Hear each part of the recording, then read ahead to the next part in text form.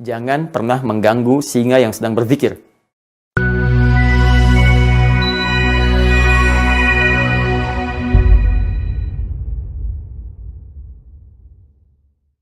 Bismillahirrahmanirrahim. Assalamualaikum warahmatullahi wabarakatuh. Alhamdulillah, wassalatu wassalamu ala rasulillah wa ala alihi wa sahbihi wa man walah wa ba'd. Saudara-saudariku, dimanapun Anda berada, izinkan saya, Adi Hidayat, menyapa dan mendoakan kita semua. Semoga senantiasa dirahmati, diberkahi, dan dilindungi oleh Allah Subhanahu wa Ta'ala. Hari ini, Kamis, tanggal 15 Syawal, tahun 1442 Hijrah, bertepatan dengan 27 Mei 2021. Kami ingin menyampaikan rasa bahagia, gembira, dan puncaknya syukur kepada Allah Subhanahu wa Ta'ala atas kesuksesan kita bersama dalam mempublikasikan donasi yang telah terkumpul, khususnya pada tanggal 24 Mei itu yang berlangsung di Majelis Ulama Indonesia. Alhamdulillah, seluruh stakeholder dalam penyaluran donasi hadir, baik lembaga kemanusiaan yang bertugas di Gaza tentunya, juga Dubes Palestina, juga stakeholder terkait, bahkan komisaris BSI, Bank Syariah Indonesia, diiringi juga oleh ayahanda kita, seluruh unsur pimpinan Majelis Ulama Indonesia hadir di dalamnya. Baik, namun demikian, alhamdulillah semangat masyarakat Indonesia luar biasa tinggi, dan kami memohon maaf, kemarin itu sempat kita harus berhenti dulu untuk kita rekap, kita audit, kita publikasikan secara terbuka, sehingga dapat dengan clear, ya, bersih, diketahui masyarakat, terbuka, dan mengetahui bagaimana itu diterima dan disalurkan. Alhamdulillah, atas banyak masukan masyarakat, bahkan ada yang menyesalkan, Ustadz kenapa ditutup, ya. Jadi mohon bersabar. Dan kemarin setelah dari MUI, saya juga langsung roadshow salah satunya untuk bisa memfasilitasi agenda yang ketiga yang kita rencanakan dalam tahapan penyaluran dana, yaitu untuk bisa menampung pelajar-pelajar Palestina untuk sekolah, ya, dan bisa belajar di kampus-kampus, bahkan yang terkemuka insya Allah di Indonesia. Jadi kami juga datang ke beberapa tempat, berkomunikasi. Alhamdulillah responnya sangat baik, bahkan ada yang sudah menawarkan langsung jikalau kemudian itu akan terjadi. Dan tentunya kita akan berkoordinasi ya ke depan dengan Kementerian Pendidikan yang ada di Palestina, seperti apa proses itu bisa berlangsung. Tapi intinya, saya mencoba memegang amanah dengan baik dan tanpa mengambil 1% pun. Ya. Jadi insya Allah kita tidak memotong sedikit pun untuk disalurkan sepenuhnya demi kepentingan yang telah kita niatkan, insya Allah.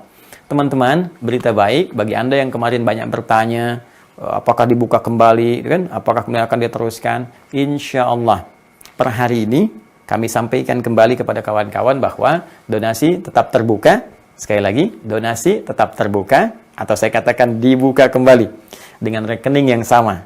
Dan insya Allah rekening ini hanya akan dikhususkan untuk persoalan Palestina saja, untuk support kepada bangsa, masyarakat, rakyat Palestina saja. Rekening yang sama, ya, Yayasan Ma'had Islam Rafi'ah Akhyar. Nomor rekening 11111, 5 kali, masih ingat ya? 11111.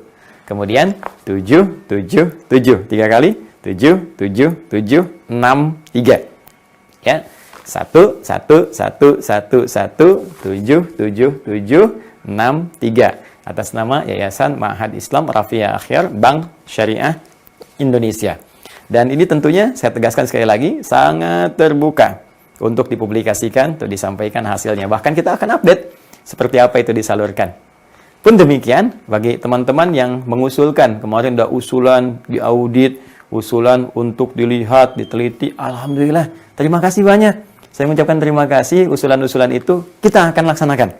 Ya, bahkan kalau perlu Anda punya tim auditor yang ingin berkontribusi, ingin melihat, ingin mengecek, sangat terbuka teman-teman sekalian. Ya, sehingga apa yang kita bisa berikan diketahui untuk persiapan kita melaju kepada hisab Allah di hari kiamat nanti. Sekali lagi, kami tidak mengambil sedikit pun, ini murni untuk diberikan, dan mudah-mudahan Allah berikan kelancaran kepada kita semua. Tapi kami juga ingatkan, ya, hati-hati bagi yang sengaja ingin mencari keributan, ingin memecah belah, ya, bahkan menghadirkan unsur-unsur fitnah. Awas, hati-hati ya. Kita pun akan melakukan tindakan tegas dengan menempuh langkah hukum. Ya, hati-hati, kita sedang mengamalkan amanat konstitusi.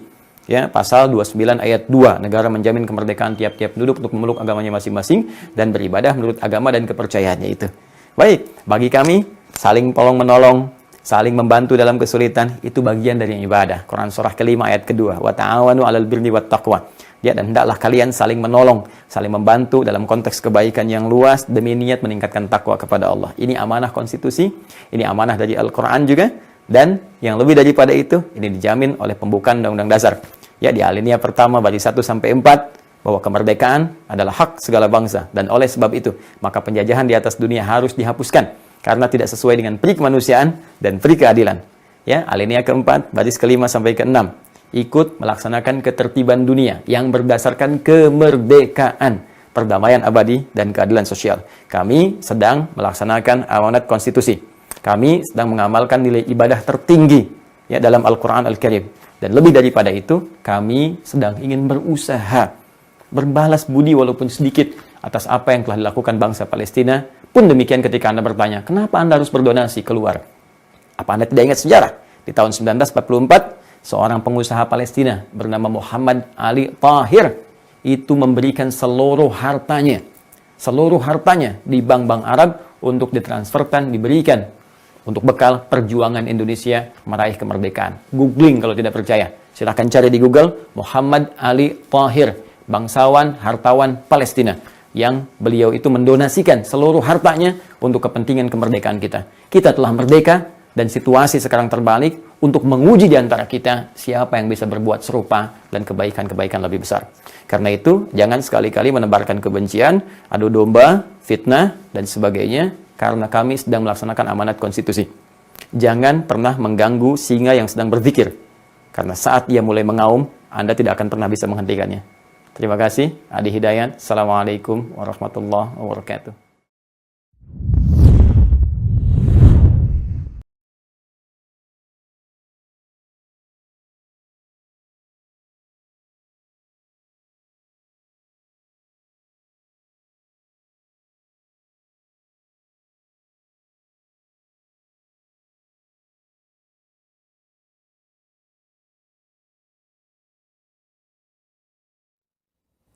Bismillahirrahmanirrahim. Assalamualaikum warahmatullahi wabarakatuh. Alhamdulillahi rabbil alamin, wassalatu wassalamu ala rasulillahil karim, nabiyyina al-amin, sayyidina Muhammadin wa ala alihi wa sahbihi wa dhurriyyatihi wa ummatihi ila yaumiddin wa ba'd. Fa ya ahbaballahi wa ahbab rasulihi sallallahu alaihi wasallam, usi nafsi wa iyyakum bi taqwallahi faqad fazal muttaqun fala tamutunna illa wa antum muslimun. Faqala ta'ala ya ayyuhalladzina amanu taqullaha haqqa tuqatih wa la tamutunna illa wa antum muslimun. Saudara-saudariku dimanapun Anda berada, semoga hari ini kita senantiasa disehatkan oleh Allah Subhanahu wa taala. Alhamdulillah berjumpa kembali dalam kajian Aqsa Al-Quran Sunnah Solution. Hari ini telah kita masuki tanggal ke-16 di bulan Syawal tahun 1442 Hijrah, berganti Maghrib, sudah masuk hari baru, dan tentunya masih di bulan Syawal, masih di pertengahan. Semoga Allah Subhanahu wa taala memberikan rahmat kepada kita semua, memberikan kemudahan dalam beribadah, dan tentunya diberi kekuatan untuk menyempurnakan siam sunnah yang 6 hari di bulan Syawal itu, untuk memberikan limpahan pahala sempurna atau bilangan paripurna termasuk dengan Ramadan. Man sama Ramadana thumma atba'ahu sittan min Syawal faka'annama yasumud dahra kullahu. Siapa yang menunaikan puasa Ramadan kemudian diikuti dengan 6 hari di bulan Syawal, maka seolah-olah dia telah menunaikan puasa selama sepanjang tahun. Dan telah saya uraikan saat Ramadan bagaimana korelasi hadis ini dengan perhitungan ya secara matematis dalam konteks pahala. Ya, Ramadan 30 hari dikalikan standar, paling standar pahala dalam Al-Quran surah ke-6 Al-An'am ayat 160. Man jaa bil hasanati falahu asyru amthaliha. Siapa yang mengerjakan satu perbuatan baik yang punya nilai ibadah dan punya nilai pahala, maka dicatatkan setiap satu perbuatan itu dapat 10. Jawabannya 10 kebaikan. Jadi kalau 30 kali kita puasa 30 hari, setidaknya kita dapatkan 30 kali 10 jadi 300 itu kan. Itu ukuran standarnya. Lantas ditambah dengan 6 hari bulan Syawal kali 10 lagi. Maka 60, 300 tambah 60, 360. Maka Nabi menggunakan bahasa ka'annama. Ya, seakan-akan seolah-olah dia mendapatkan pahala puasa sepanjang tahun, kan? Bukankah 1 tahun kurang lebih 365 hari hitungan Masehi kan? Dan 354 kurang lebih hitungan Hijriah. Jadi pas diambil tengah-tengahnya 360 hari. Jadi kita berdoa mohon pada Allah Subhanahu wa taala semoga Allah menyempurnakan kesuksesan puasa Ramadan kita dengan meningkatkan amal saleh di bulan Ramadan dan setelahnya untuk bisa menggapai husnul khatimah di hadapan Allah Subhanahu wa taala. Pun demikian sekarang malam Jumat Sayyidul Ayyam, mudah-mudahan kita diberi kekuatan untuk menghidupkan sunnah malam Jumat dan esok hari Jumatnya memperbanyak salawat pada Rasulullah sallallahu alaihi wasallam, kemudian membaca surat Al-Kahf. Juga ada nanti sebagian riwayat dengan surah Yasin, silahkan. Mau Yasin silahkan, surat Al-Kahf silahkan. Jangan lupa nanti untuk potong kuku juga, ya kan? Kemudian juga persiapan esok hari untuk meningkatkan ibadah dan doa kepada Allah Subhanahu wa taala. Kita awali jumpa kita dengan bermohon pada Allah, mendoakan saudara-saudari kita yang belum beriman, semoga Allah berkenan menguatkan jiwa mereka untuk beriman pada Allah Subhanahu wa taala, untuk bersyahadat sebelum wafat kembali kepada Allah. Semoga para pelaku maksiat diberikan hidayah oleh Allah untuk kuat bertobat sehingga dapat kembali meniti nilai kebaikan, dan semoga diberikan keistiqomahan ya para pelaku kebaikan, orang-orang soleh untuk tetap soleh sampai menuju kepada Allah Subhanahu wa taala, dan semoga kita diikutkan dalam kebaikan-kebaikan yang tadi kita mohonkan kepada Allah.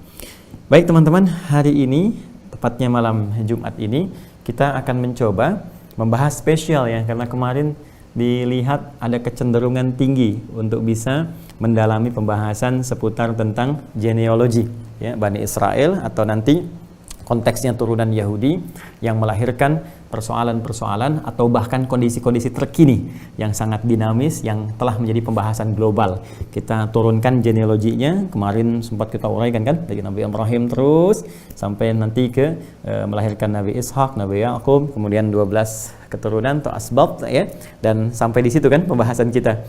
Nah, yang biasanya kita mengkaji tafsir kemudian atau tanya jawab, hari ini kita akan coba ambil dulu satu bagian untuk meneruskan pembahasan yang kemarin, dan nampaknya ini agak panjang ya, akan agak panjang sekali karena kalau kita rinci setiap alurnya itu akan sangat menarik sekali. Ya, sangat menarik.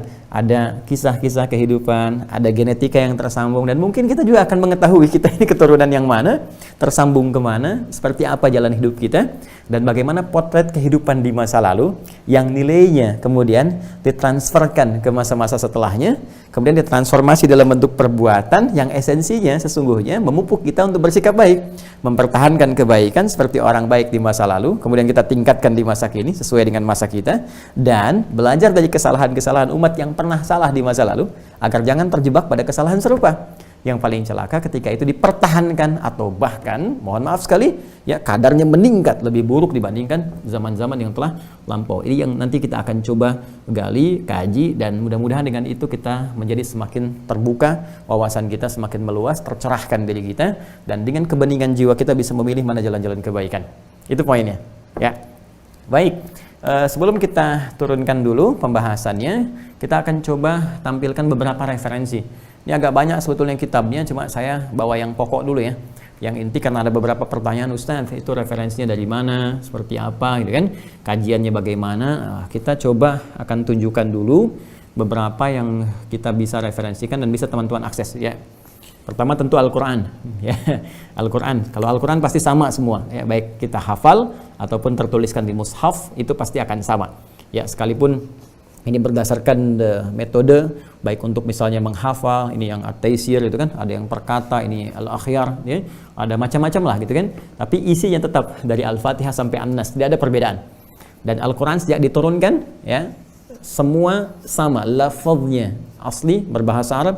Jadi dari zaman Nabi Muhammad SAW sampai dengan sekarang, sampai kapanpun tidak berubah ya, lafaznya, bacaannya, bahkan ini di mushaf dituliskan teman-teman ya, walaupun sepeninggal Nabi SAW kemudian apa yang dihafalkan itu dituliskan untuk memudahkan kita mengaksesnya.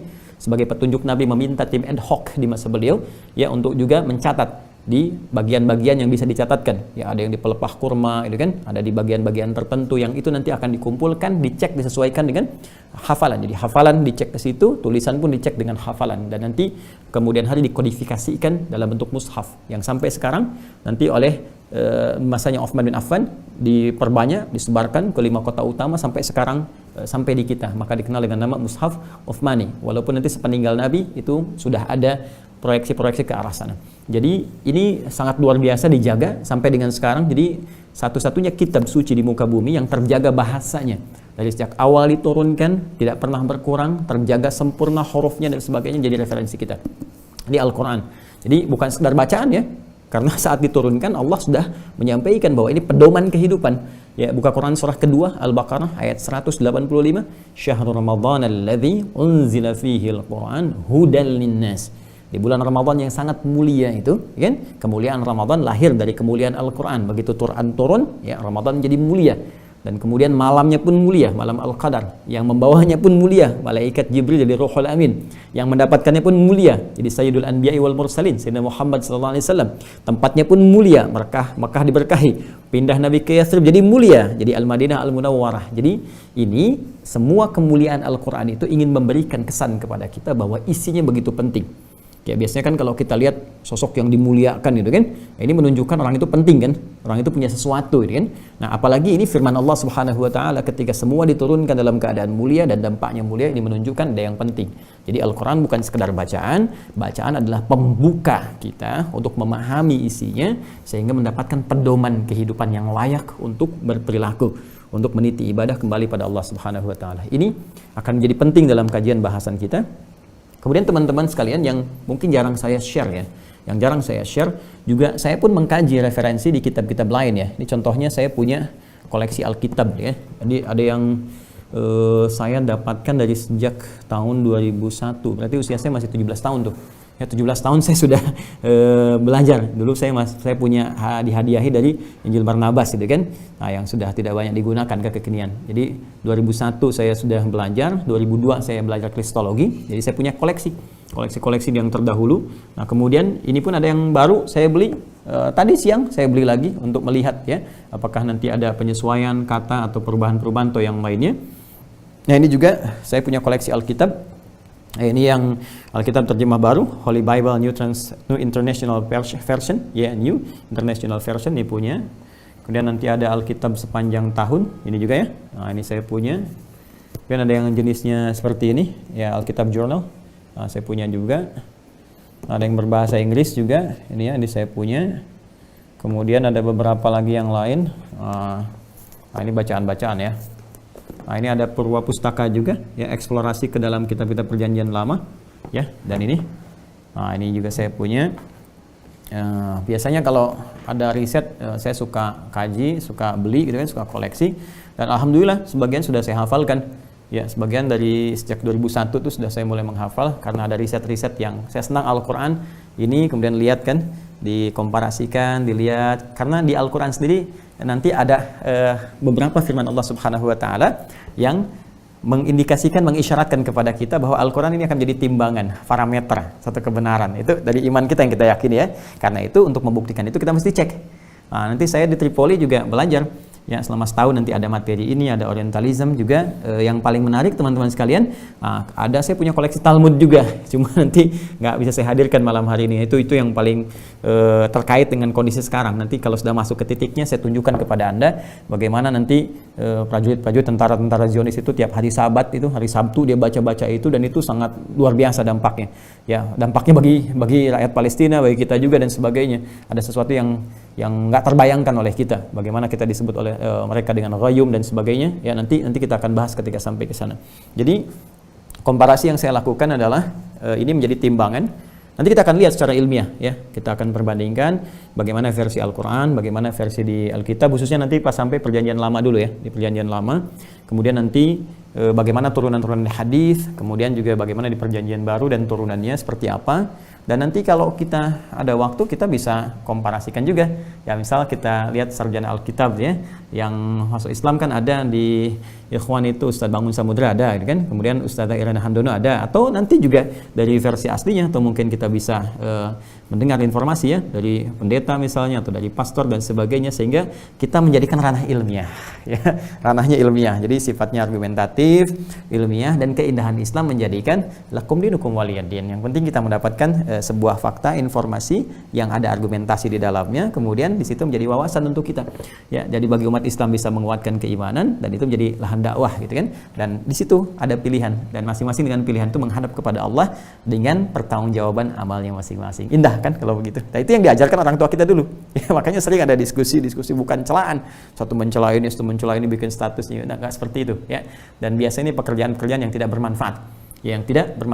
Dan saya juga pernah itu dapat informasi sering dipotong-potong tuh ya, potong ceramah, bahkan dibenturkan dengan ini dengan itu yang paling berbahaya.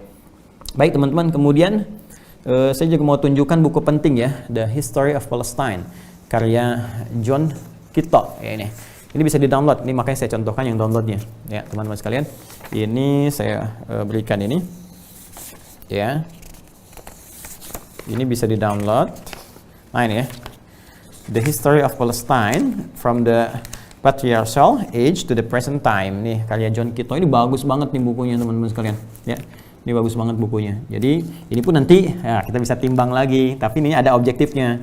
Ini objektifnya tuh langsung mengurai dari masa banjir besar tahun berapa terjadi, kemudian nanti Tarah lahir tahun berapa yang disebutkan ayahnya Ibrahim itu kan.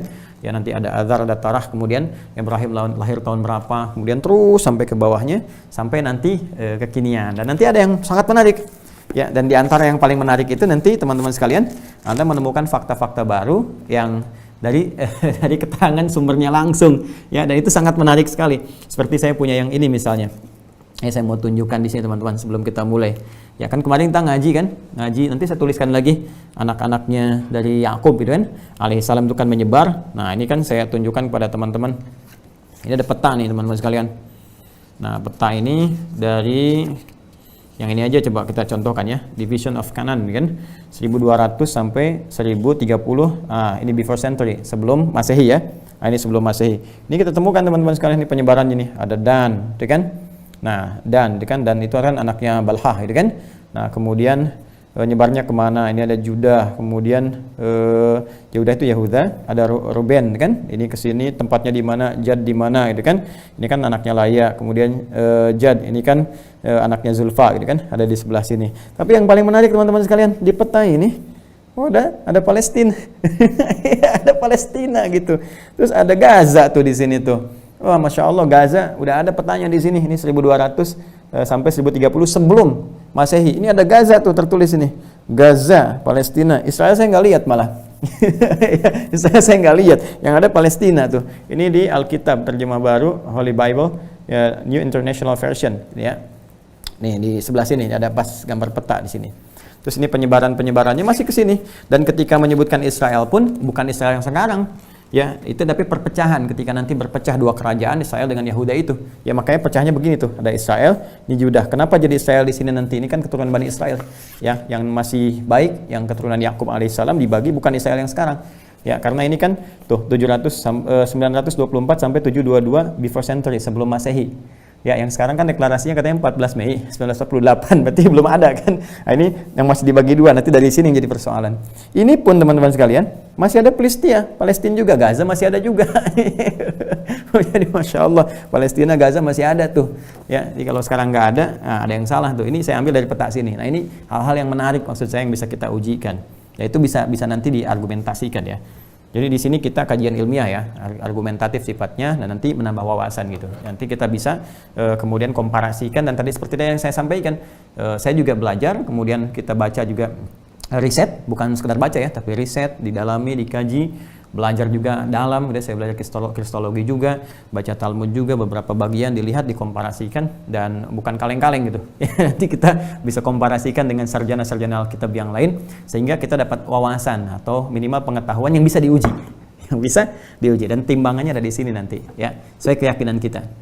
Baik, saya akan turunkan dulu teman-teman sekalian. Jadi kemarin kan kita tulis begini kan. Nah, ini berdasar permintaan. Ini papan tulis sudah lumayan panjang. Kalau makin panjang lagi ke sini kayaknya nanti kita cari, insya Allah ya. Nanti kita cari. Ini Ibrahim alaihissalam, ya. Atau juga disebut di kitab lain dengan Abraham atau Abram gitu kan. Yang mari kita kotaki. Ya, karena intinya nanti ada di sini, ya, Abul Anbiya gitu kan.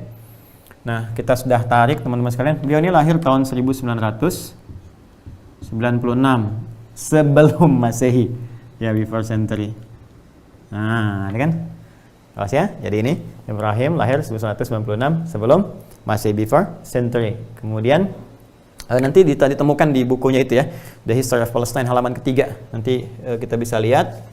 Nah, teman-teman sekalian, ini sengaja saya ginikan supaya bisa diambil gitu kan bagian-bagiannya dan memudahkan kita untuk mendapatkan informasinya. Seperti kalau saya sebutkan di sini misalnya nanti banjir besar itu kan dimulai nanti terjadi tahun kapan? 2348 ya. Kemudian setelah itu nanti ada lahirnya Torah gitu kan 2126. Ini dicek. Nah, ini yang pembukanya dulu ya. Nah, seperti ini nih teman-teman sekalian. Nih, itu kan birth of Abraham, itu kan 1996 betul ya. Nah, before century. Kemudian bapaknya nanti Terah 2126 betul kan? Yang saya disampaikan 2126 itu kan. Nah, ini the deluge confusion ya. Of tongues itu 2348. The deluge-nya 2348 ya. Itu banjirnya 2348. Jadi kalau kita turunkan di sini garis sini aja ya. Nah, Bintaruh atau Torah. Ya, di sini tuliskan tadi 2126, ya kan? 2126 before century. Ya, kalau kita ini kan ke sini, kita bisa tulis Azar di sini ya dengan apa namanya? Kontroversi atau perbedaan-perbedaan pendapatnya. Nah, Azar bin Taruh bin Nahur. Nanti Nahur di sini bukan Nahur juga saudaranya Nabi Ibrahim. Karena nanti Nabi Ibrahim itu teman-teman sekalian punya saudara juga. Nah, beliau yang terkecil itu nanti ya. Nanti kita akan lihat di halaman 3, yang tadi halaman 1 ya. Yang tadi halaman 1, di halaman 3 nanti akan disebutkan bagian bawah ya, bahwa Nabi Ibrahim alaihissalam nanti adalah anak terkecil. Ya, jadi Terah nanti punya 3 anak. Yang pertama nanti ada Haran, ya, kemudian ada Nahur, kemudian setelah itu ada Ibrahim. Ya, nanti kemudian nanti saya teruskan dulu ya.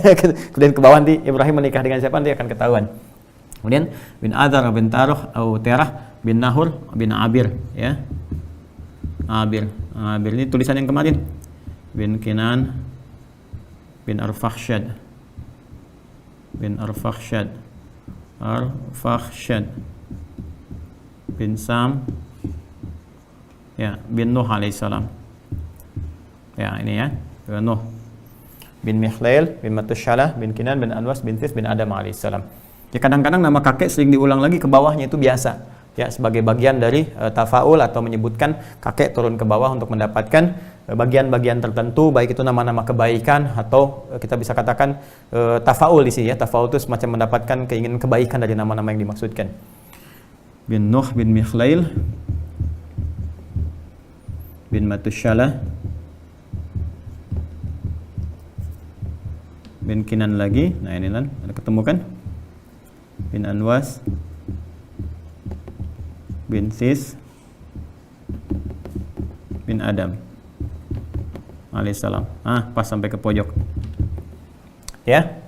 Nah, seperti teman-teman kemarin kan ada yang tanya, Ustadz kok ada Kanaan lagi gitu kan, yang teman-teman sampaikan itu kan, kalau saya turunkan dari Sam ini kan ada ke-8, masih ingat gak? Yang Asyur terus ada Kanaan lagi kan. Nah, yang dimaksudkan di situ teman-teman sekalian bukan anaknya Nabi Nuh yang telah tenggelam ya. Jadi nanti kan kita lihat kemarin saya terangkan bahwa Nabi Nuh itu nanti ada 4 kan riwayatnya kan, anaknya itu Kanaan ya kan, yang disebutkan nanti dalam riwayat-riwayat dulu. Ini nanti tenggelam dan dikisahkan juga di Al-Quran dan sangat viral sampai dengan sekarang. Kemudian nanti ada Sam ya, yang ini. Kemudian nanti ada Ham, yang ini Semit, ini yang telah saya uraikan dulu, jadi saya nggak perlu bahas lagi. Kemudian ini ada Ham ya. Nanti ini Finit yang ke Afrika dan turunannya. Kemudian Yafith kan, Yafith, yang Yafitik itu nanti yang turunan Eropa dan turunannya. Nanti di Ham ini teman-teman sekalian, ini juga nanti ada melahirkan anak terkecilnya. Jadi anak yang paling kecil, Ham ini punya anak paling kecil ya, siapa namanya? Namanya Kanaan juga. Nah, Kanaan ini nanti akan mendiami wilayah yang kita sebut nanti belakangan dengan Palestina, yang ada suku Palestina di situ, yang tadi ada petanya di situ ya. Ini anak terkecil dari Ham ya, barangkali untuk mengenang kakaknya yang paling atas itu kan, supaya dia bisa berubah, bisa lebih baik, diberi nama dengan nama Kanaan. Dan ini nanti akan ada turunan ke bawahnya seperti dikisahkan juga oleh John Kittle, nanti akan jadi sebutan orang-orang yang menghuni di daerah itu disebut dengan Kananis ya. Kananis ini halaman pertama nih saya bacakan ya teman-teman sekalian. Nah, ini dia nih. Ya. Palestine became the habitation of a portion of the tribes. The second did from Canaan, the youngest son of Ham. The youngest son of Ham, ya kan? Nah, ini dia Kanaan, the youngest son of Ham. Itu kan yang seperti yang saya telah sampaikan. Nah, kemudian di sini diteruskan, hence the country acquired its earliest name, the land of Canaan. Karena itu ketika dia datang ke situ, maka tempatnya diberi nama dengan land of Canaan, gitu kan? Tempatnya Canaan. And the inhabitants were collectively called Canaanites. Jadi para pengikutnya Kanan ketika dia berkembang di sini, Kanan terus termasuk nanti kita akan temukan turunannya yang tadi disebut dengan Filistin tadi. Ya, jadi ada di sini posisinya. Nanti ketika masuk ke dinamika ke Palestina dan sebagainya setelah fasenya Musa, saya akan cerita lagi ke sini. Jadi saya jawab dulu apa yang teman-teman tanyakan kemarin. Saya lihat beberapa di kolom komentar ada yang tanyakan lagi. Jadi Kanan yang ini bukan Kanan yang di sini. Ya, baik. Nah, sekarang kita ke sini teman-teman sekalian. Nah, jadi kita terangkan tadi Nabi Ibrahim alaihissalam di Terah ini punya 3 anak nih yang belum saya sampaikan. Ini yang paling bungsu Ibrahim alaihissalam. Kemudian ke sini Nahor. Nah, Nahor itu bukan Nahor yang ini ya, tapi tadi kadang-kadang ada tafaul gitu kan, mengambil dari sebelumnya. Kemudian anak pertamanya disebut dengan Haran. Nah, Haran ini teman-teman sekalian nanti punya satu anak laki-laki namanya Lut. Nah, makanya saya katakan kan Ibrahim dan keponakannya ini, Lut keponakannya kan ke Ibrahim ya. Jadi paman ke sini nih. Nah, dari ini pun nanti jadi nabi ya, yang nanti kaumnya mendapatkan azab dari Allah Subhanahu wa taala. Nanti yang viral kisahnya juga termasuk di Quran. Kalau mau gampang ini ketemu sama ini, lihat di Quran surah ke-51. Ya, Adz-Dzariyat di ayat yang ke-24 sampai dengan 30 dan turunannya. Ya, jadi di situ nanti malaikat ketika akan merespon permintaan umatnya Nabi Lut untuk diazab, mampir dulu ke tempatnya Nabi Ibrahim. Karena itu nanti Nabi Ibrahim mengatakan di situ ada Lut gitu kan, ada saudara beliau. Nah, maka disampaikanlah bahwa Lut akan selamat ya, kemudian juga dengan beberapa umatnya kecuali istrinya dan beberapa yang tidak taat ya, kaum di antara kaum-kaum yang ada pada masa itu yang tidak taat kepada Allah Subhanahu wa taala. Ini teman-teman sekalian. Kemudian ini juga punya dua putri. Jadi Haran ini meninggal duluan. Jadi ini meninggalkan seorang anak laki-laki dan 2 perempuan, ya. Mitslah, ya. Satu lagi adalah Sarah atau Sarai, ya. Nah, Mitslah ini nikah dengan Nahor, Sarah ini nikah dengan Ibrahim. Jadi ke sini asalnya. Jadi Sayyidah Sarah ini ya asalnya dari sini, dari Haran punya anak ini, kan, dan nikah dengan Ibrahim. Dulu kan masih terbatas keturunan-keturunan itu. Jadi adanya pernikahan terbatas di lingkungan itu nanti yang menjadikan berkembang biak. Nanti hukum-hukum pun akan melebar. Baru dari situ nanti ada aturan mahram sampai ke kita sekarang, ya. Nah, ini di bahasa Al-Qur'an illa ma qad salaf gitu kan, kecuali hal-hal yang telah berlalu di masa lalu, maka hukumnya ada yang berbeda dengan di masa kini karena kondisi-kondisi tertentu. Yaitu ada di Quran surah ke-4 An-Nisa ayat 23, ya, paling bawah kanan sebelah bawah. Nah, ini. Nah, nanti ini memiliki keturunan, ya kan? Yang ini belum. Sampai tiba nanti dihadiahi nanti Maria Al-Qibtiyah Al-Misriyah saat nanti ke Mesir dan melahirkan seorang anak Ismail yang dulu saya ceritakan, beda 14 tahun baru ini mengandung, kan, dalam usia 90 tahun dan melahirkan Ishak. Nah, saya mau batasi di sini teman-teman sekalian. Karena nanti ini yang jadi persoalan utama pembahasan kita, titik tekannya di sini. Ya. Yang kemarin yang saya teruskan sampai dengan ke Sayyidah Hajar nanti belakangan ketika kita sampai ke situ, gitu kan, turun Ismail alaihissalam sampai ke bawahnya, sampai ke persoalan ketika kelahiran Nabi Muhammad SAW yang bahkan dinantikan oleh Yahudi tapi ditolak kemudian hari. Ya, saya juga tidak akan menyoal teman-teman sekalian kontorah, ya, kontorah Biktiakton kemarin sudah saya terangkan, itu nanti persoalan yang lain. Kalau sudah kita melebar nanti pembahasan tentang turunan-turunannya sampai ke riset ke Jawa, Melayu dan sebagainya, atau juga Hajun binti Al-Amin nanti kita akan bahas tersendiri. Kita konsentrasi ke sini dulu. Ya. Dari sini Sarah saya tuliskan lagi ya. Nanti kemudian melahirkan Ishak, ini sudah saya terangkan. Jadi saya tidak perlu bahas lagi. Ya, versi Al-Qur'annya di Quran surah ke-11 di ayat 71, ya kan? Atau juga nanti sifat keadaannya disebutkan di Quran surah ke-51, ya, ayat 24-nya saya turunkan sampai 29 dah. Ya. Ini sudah saya terangkan, jadi tidak perlu saya gali lagi kenapa disebut dengan Ishak, gitu kan? Ya, seakar dengan kata dhahak, gitu kan? Yang melahirkan rasa gembira, rasa riang, sehingga dengan itu mampu menghibur keluarga dan mendekatkan diri kepada Allah Subhanahu wa taala, kan? Kemudian dari Ishak melahirkan Yakub. Ya, Yakub dan Esau. Yakub saya tulis begini dulu, ya, Yakub. dan Aisyu, kan? Nah, seperti ini ya. Ini kita bahas belakangan saja karena nanti yang banyak kaitannya yang ini ya. Ini nanti seperti saya ceritakan nanti setelah remaja dewasa dia ke bagian belahan Romawi ke sana, sedangkan nanti ke padang Arab untuk dipertemukan dengan pamannya, yaitu dari istrinya Ishak, ibunya gitu kan. Ishak nanti menikah seperti saya sampaikan kemarin dengan Rafkah, ya kan?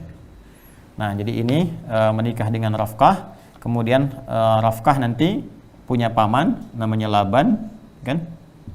Punya kakak ya, ini punya kakak namanya Laban.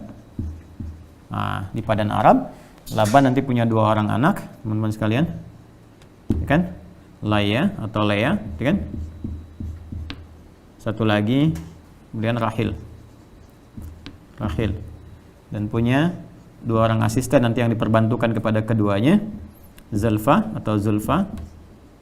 kemudian Balha. Masih ingat ya? Masih ingat ya? Nah, nanti Yakub menikahi 4 ini seperti kisah yang saya sampaikan kemarin, jadi saya percepat. Nanti saya turunkan ke sini berarti dengan cepatnya. Nah, untuk memberikan keterangan bagaimana karakteristik mereka ini yang belum kita bahas. Ya, ini yang belum kita bahas. Nanti dari Laya seperti kita sampaikan, Laya atau Lea. Jadi teman-teman yang baru bergabung cek lagi yang kemarin ya, supaya lebih jelas. Melahirkan 6 orang anak. Ya, 1 sini aja ya, biar paling gampang ya. Ya, atau sini ya, supaya selaras. 1 adalah Ruben atau Robin. Nah, ya. 1 Ruben, yang kedua Shimon atau Simeon atau Simon, ya Shimon. Oke. Yang ketiga nanti ada Levi atau Lewi kan, pelayan. Yang keempat atau imam, pelayan, nanti kita akan turunkan Yehuda. Nah, sebenarnya saat 4 ini Laya atau Lea ini merasa ini beliau nampaknya nggak melahirkan lagi gitu kan, ada versi demikian di dalam nanti perjanjian lama ya, karena itu kemudian di pelayannya yang dari sini teman-teman sekalian nanti minta untuk dihadiahkan bahkan dinikahi sebelumnya oleh Ibrahim alaihissalam. Dari sini nanti baru melahirkan 2 orang anak ya, 2 orang anak, dan ketika lahir 2 orang anak ternyata ini lahiran lagi. Jadi saya sempurnakan ke sini dulu, nanti baru saya turunkan ke sini ya. Nanti di sini Zulfa melahirkan Jad dan Asyur, dan Balha melahirkan Dan ya. Kemudian ada 1 lagi nanti adiknya. Turunkan dulu ke sini. 5 teman-teman sekalian. Di sini Zakar. Isakar. Kemudian ke-6 Zabalon. Nah, ya. Ini lalu saya masuk ke sini dari Rahil yang melahirkan 2 orang anak, Yusuf. Nah, kemudian kedua Binyamin.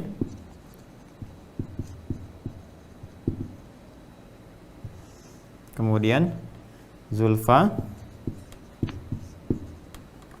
melahirkan 2 orang anak, Jad atau Gad ya, dan kedua Asyur.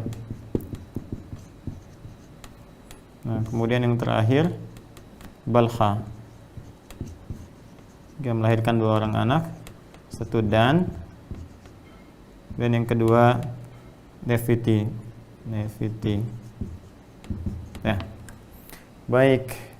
Inilah 12, 6 tambah 2 8 tambah 2 10 tambah 2 12. Ya, teman-teman sekalian. Nah, saya ingin kemarin kan sampai di sini kan?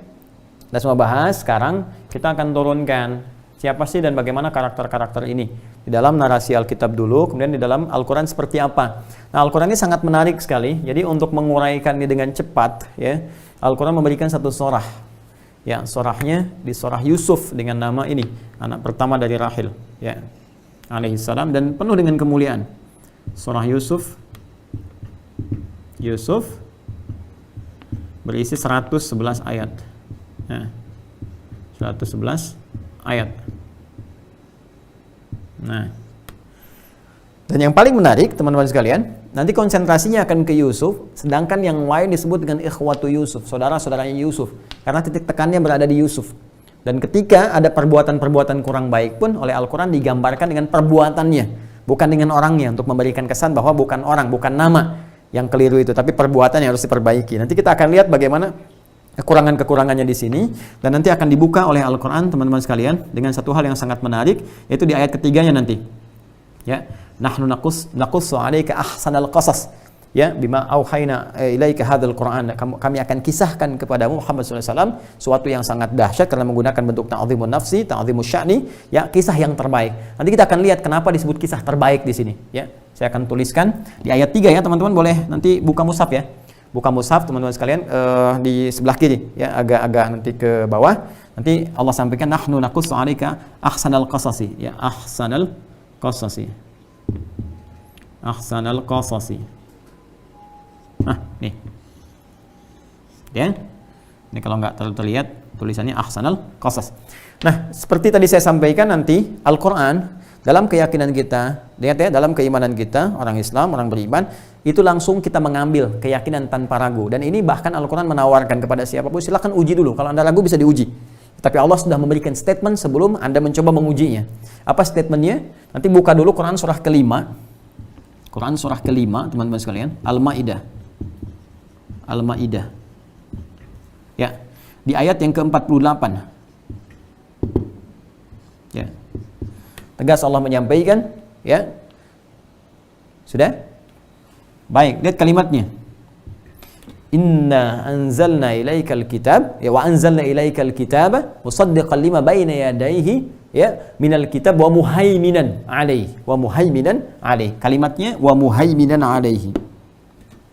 Wa anzalna alaikal kitaba bil haqq musaddiqan lima baina yadayhi, ya, wa muhaiminan haiminan alaihi. Ya. Dan kami turunkan kepadamu Muhammad sallallahu alaihi wasallam dengan Al-Qur'an. Ini kisah ini, ya, ayat ini diturunkan setelah Allah menjelaskan sebelumnya Taurat, menjelaskan kemudian Injil, menjelaskan persoalan-persoalan di dalamnya. Lalu Allah tegaskan, dan kami turunkan kepadamu Muhammad sallallahu alaihi wasallam Al-Qur'an, kan? Dan ini disamakan oleh Allah, ya, nama umumnya. Alkitab, sesuatu yang tersusun dengan baik. Ya, harusnya baik itu kan. Jadi Taurat disebut dengan Alkitab, tapi namanya spesifik untuk menunjukkan ini kepada Musa. Kemudian juga Injil disebut dengan Alkitab untuk menunjukkan spesifik Injilnya kepada Isa alaihissalam. Ya, tapi ada kesamaan. Alkitab artinya yang tersusun dengan sempurna, dengan baik. Tapi nanti ada persoalan, disoalah oleh Al-Quran, ada persoalan-persoalan di kitab sebelumnya itu yang tidak senafas dengan risalah yang dibawa oleh Musa alaihissalam, Isa alaihissalam dalam tinjauan Al-Quran, dan itu disampaikan, silahkan diuji kebenarannya. Makanya ketika Allah menurunkan ayat 48, Allah mengatakan di ujungnya wa muhaiminan alaih, ya, wa anzalna alaikal kitaba, ya, anzalna ilaikal kitaba bil haqqi musaddiqan lima baina yadayhi wa muhaiminan alaih. Ya, jadi kata Allah, kami turunkan Al-Quran kepada Muhammad SAW, ini pun Alkitab, tersusun dengan sempurna, nggak ada cacatnya sama sekali, kan? Dan ini akan membenarkan risalah yang sampai kepada Musa. Artinya nih, risalah yang benar kepada Musa itu ini, risalah yang benar kepada Isa itu ini, dan menjadi timbangan, ya, pada informasi yang datang setelah Musa dan Isa yang sampai kepada Muhammad SAW. Dia ditimbangan. Apa yang dimaksud timbangan? Parameter kebenarannya. Silahkan ukur. Jadi kalau ada yang tidak sesuai dengan Al-Quran, berarti ada persoalan di dalamnya. Nah, bagaimana kemudian Al-Quran menampilkan itu yang sangat indah, nanti kita akan lihat. Ya, kita beri contoh misalnya teman-teman sekalian. Ya, kita kenalan dulu ya. Kita kenalan dulu sama ini. Itu satu nih. Ruben misalnya teman-teman sekalian. Ini anak pertama. Ya.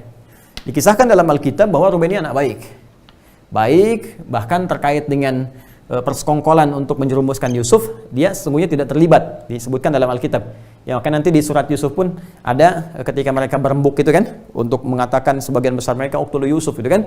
Nah, awit rahu fi ghayabatil jub yaqtaqit ba'da sayyarah gitu kan. Jadi bunuh Yusuf kan, tapi di antara mereka ada yang mengatakan jangan bunuh, la taqtulu Yusuf, ya, jangan bunuh Yusuf, udah lemparin aja dia ke dalam satu sumur, kemudian di situ nanti boleh jadi akan diambil ya oleh beberapa kafilah yang lewat, dan dengan itu kita yang penting kan terbebas dari Yusuf, supaya kasih sayang bapak ini menyebar kepada kita semuanya gitu kan. Nah, yang kisahnya sangat viral kepada kita semuanya. Nah, konon di dalam kisah Alkitab ini yang disampaikan, yang mengusulkan agar jangan dibunuh Yusuf itu Ruben, ya, tapi diusulkan aja dilemparkan ke sumur dengan harapan Ruben ini nanti ketika dilemparkan mereka pergi, dia bisa membebaskan Yusuf. Begitu kisahnya, ya, begitu kisahnya. Cuman ada sesuatu yang sangat menarik di sini. Apa itu? Nah, ini diantara yang disoal oleh Al-Quran. Ya, disoal oleh Al-Quran dan menjadi sesuatu yang pantas untuk diluruskan dalam konteks narasi ya. Kita akan lihat apa itu. Kalau teman-teman buka misalnya kitab Kejadian, ini ada di saya ya, jadi bisa saya cek. Tapi teman-teman juga bisa googling juga ya. Kan ini bisa online sekarang. Al-Quran juga demikian, bisa online. Anda tinggal buka, nanti tinggal diluruskan Kejadian. Coba pasal 35 ini saya cek hafalan, nanti saya cek juga ke situ ya. Pasal 35 di ayat 22. Kalau mau dari ayat 21 boleh, 21 sampai 22. Dan ayat 22 saya buletin, ini intinya. Ya, di kitab Kejadian, Genesis, bagian pertama, kan Genesis, ya, kitab Kejadian, kemudian ada Exodus gitu kan, kemudian Hijrah, Keluaran dan turunan-turunannya. Sekarang kita masuk sini dulu. Kitab Kejadian pasal 35 ayat 21 sampai dengan 22. Di sini teman-teman sekalian disebutkan, mohon maaf sekalian, nanti saya bacakan kalau teman-teman tidak percaya. Ruben ini ya berzina dengan siapa? Dengan ibunya juga, ibu sambung ke sini dengan Balha. Ini yang disebut di situ disebut dengan gundiknya Yakub, ya, bahasa yang mungkin kita bisa luruskan gitu kan. Ini kan istrinya, sudah menjadi istrinya Yakub alaihissalam, artinya ibunya juga, ya kan? Ibu mahramnya, ya, ibu biologisnya ke Lea, ini kan ibu mahramnya Rahil, ya kan? Jadi karena itu dia bersaudara dengan Yusuf, dengan Bunyamin, termasuk dengan Jad, dengan Asyur, termasuk juga dengan Dan, ya, dan dengan adiknya ke bawah. Jadi ini ditemui ketika Nabi Yakub alaihissalam, di situ disebutkan Israel, ya, sedang bepergian, kemudian ketika pulang dia mendapati anaknya sedang berzina, ya, dengan istrinya Yakub, dengan ibunya, ibu mahramnya. Kan jadi persoalan. Ayo kita buktikan ya, kita cek misalnya satu-satu ya, yang di sini dulu nih. Ini kita buka yang Kejadian. Bismillah. Itu ya. Nah, teman-teman sekalian, pasal ayat 35 ya ini ya. Yang 35. Ini 35 nih. Kejadian 35, kemudian ayat 22. Nah, ayatnya 22. Kita buka ayat 22. Bismillah. Nah, ini nih, teman-teman, ayat 22. Ini ya, kamera boleh dibesarkan ya ini. Ini kitab Kejadian Genesis ya, 35. Ini 35 yang ini, ya. Kan? Kemudian ayatnya 22 nih, ayat 22 sini. Kalau saya baca dari 21 seperti saya tuliskan, saya baca ya. Sesudah itu berangkatlah Israel, maksudnya Yakub, ya, yang saya sudah ceritakan kan kenapa disebut dengan Israel. Kemudian lalu ia memasang kemahnya di seberang Migdal Eder. Dua-duanya ketika Israel diam di negeri ini, terjadilah bahwa Ruben sampai tidur dengan Bilha, gundik ayahnya, dan kedengaranlah hal itu kepada Israel. Nah, ini jadi persoalan. Jadi Yakub mendapati bahwa ketika dia sedang bertugas dan kemudian membangun satu tempat di 21 itu, ya, satu tempat dia untuk beristirahat, sampai berita kepada dia di ayat 22-nya bahwa ini Ruben, ini bisa berzina, berhubungan dengan siapa? Dengan istri Yakub, dengan ibu mahramnya, dengan Balha. Nah, ini sesuatu yang disoal oleh Al-Quran, ya, di secara nalar sehat ini nggak mungkin terjadi lah gitu kan. Istri Nabi, kemudian juga di sini ibunya sendiri, dan dalam konteks di sini ada saudara-saudaranya, bisa terjadi peristiwa yang seperti itu. Karena itu nanti disebutkan juga dalam turunan-turunannya, Yakub murka kepada Ruben, dan Ruben dihukum. Di antara hukuman turunannya itu dia tidak mewariskan kemudian kepemimpinannya, ya, kemudian juga kesulungannya nanti akan dipindahkan dalam satu kisah, nanti dipindahkan ke Yusuf, tapi versinya Robi Yahudi dipindahkan ke Yahuda, ya. Jadi nanti ada persoalan keimaman yang nanti diberikan kepada Levi, kemudian nanti ada persoalan kepemimpinan yang diberikan kepada Yahuda, dan persoalan untuk kesulungan. Sulung itu nanti yang berhak untuk menentukan. Jadi setelah 12 ini, asbat ini, 12 suku menjadi menyebar dan sebagainya, yang ngambil keputusannya siapa? Nah, itu kesulungan di situ yang diwariskan. Nanti dari sini versinya yang lain menyebutkan Yusuf, versinya Rabi Yahudi menyebutkan Yahuda. Jadi mereka ingin menguatkan keturunan Yahudi di sini.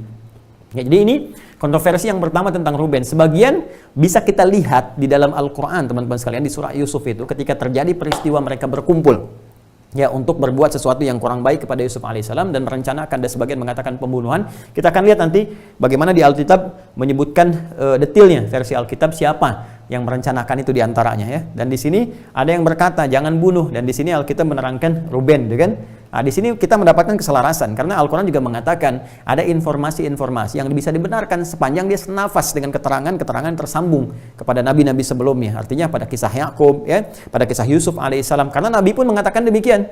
Jangan engkau persalahkan sepenuhnya, tapi jangan juga benarkan sepenuhnya. Artinya ada informasi-informasi yang masih dia itu bening, ya, masih bersih, masih benar, maka ditimbang oleh Al-Quran. Nah, maka apa yang disoal oleh Al-Quran pertama adalah dari mana didapatkan kisah bahwa Ruben ini, ya, anak pertama dari Yakub alaihissalam, bisa berzina dengan ibunya sendiri, ibu mahramnya. Ini jadi persoalan.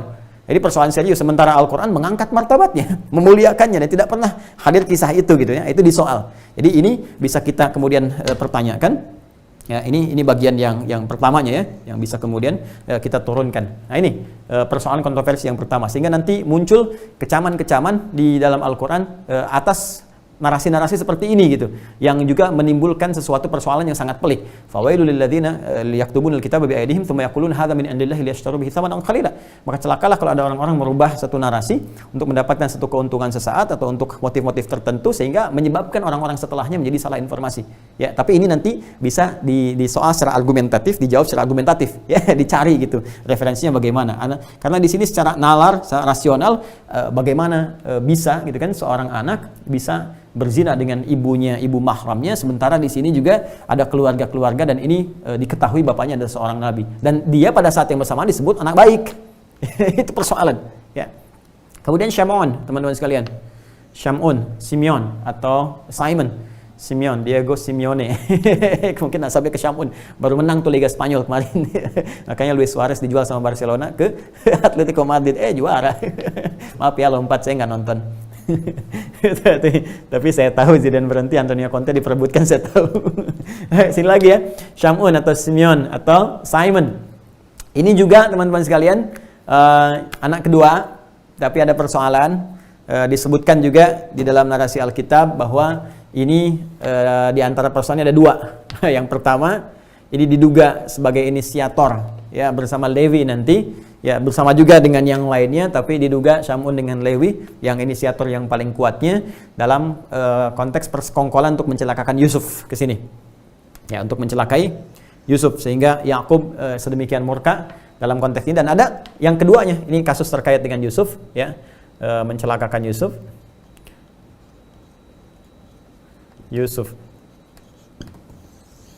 Ya, Al-Quran tidak menyebutkan siapa, cuma disebutkan saudara, karena adab di Al-Quran itu begini, adab di Al-Quran.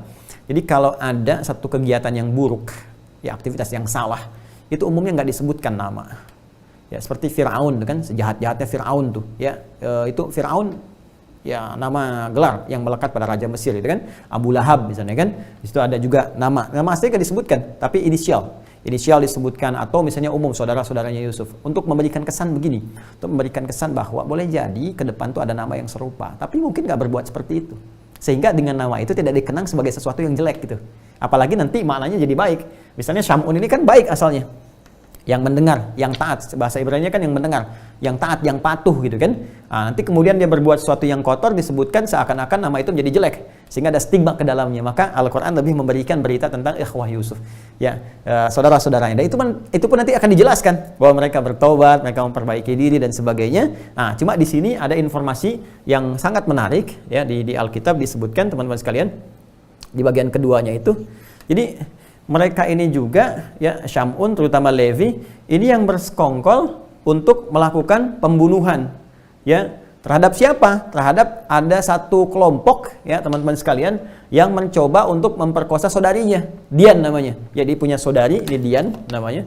Nah, Dian ini juga nggak dijelaskan apakah ini kaitannya dengan Dan, di sini anaknya Balha, perempuan, apakah ini laki-laki atau ada yang lainnya.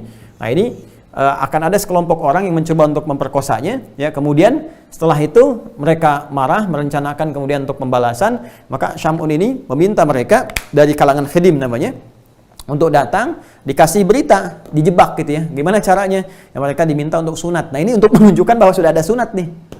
Oh ya, sudah ada sunat nih. Awas, hati-hati nih, sunat sudah ada. Jadi di masa-masa ini belajar dari Ibrahim alaihissalam ke atasnya. Maka memang sunat kan dari fitrahnya Nabi Ibrahim sebelumnya, yang kemudian diteruskan di masa Nabi Muhammad SAW sampai ke kita. Makanya kita disunat kan.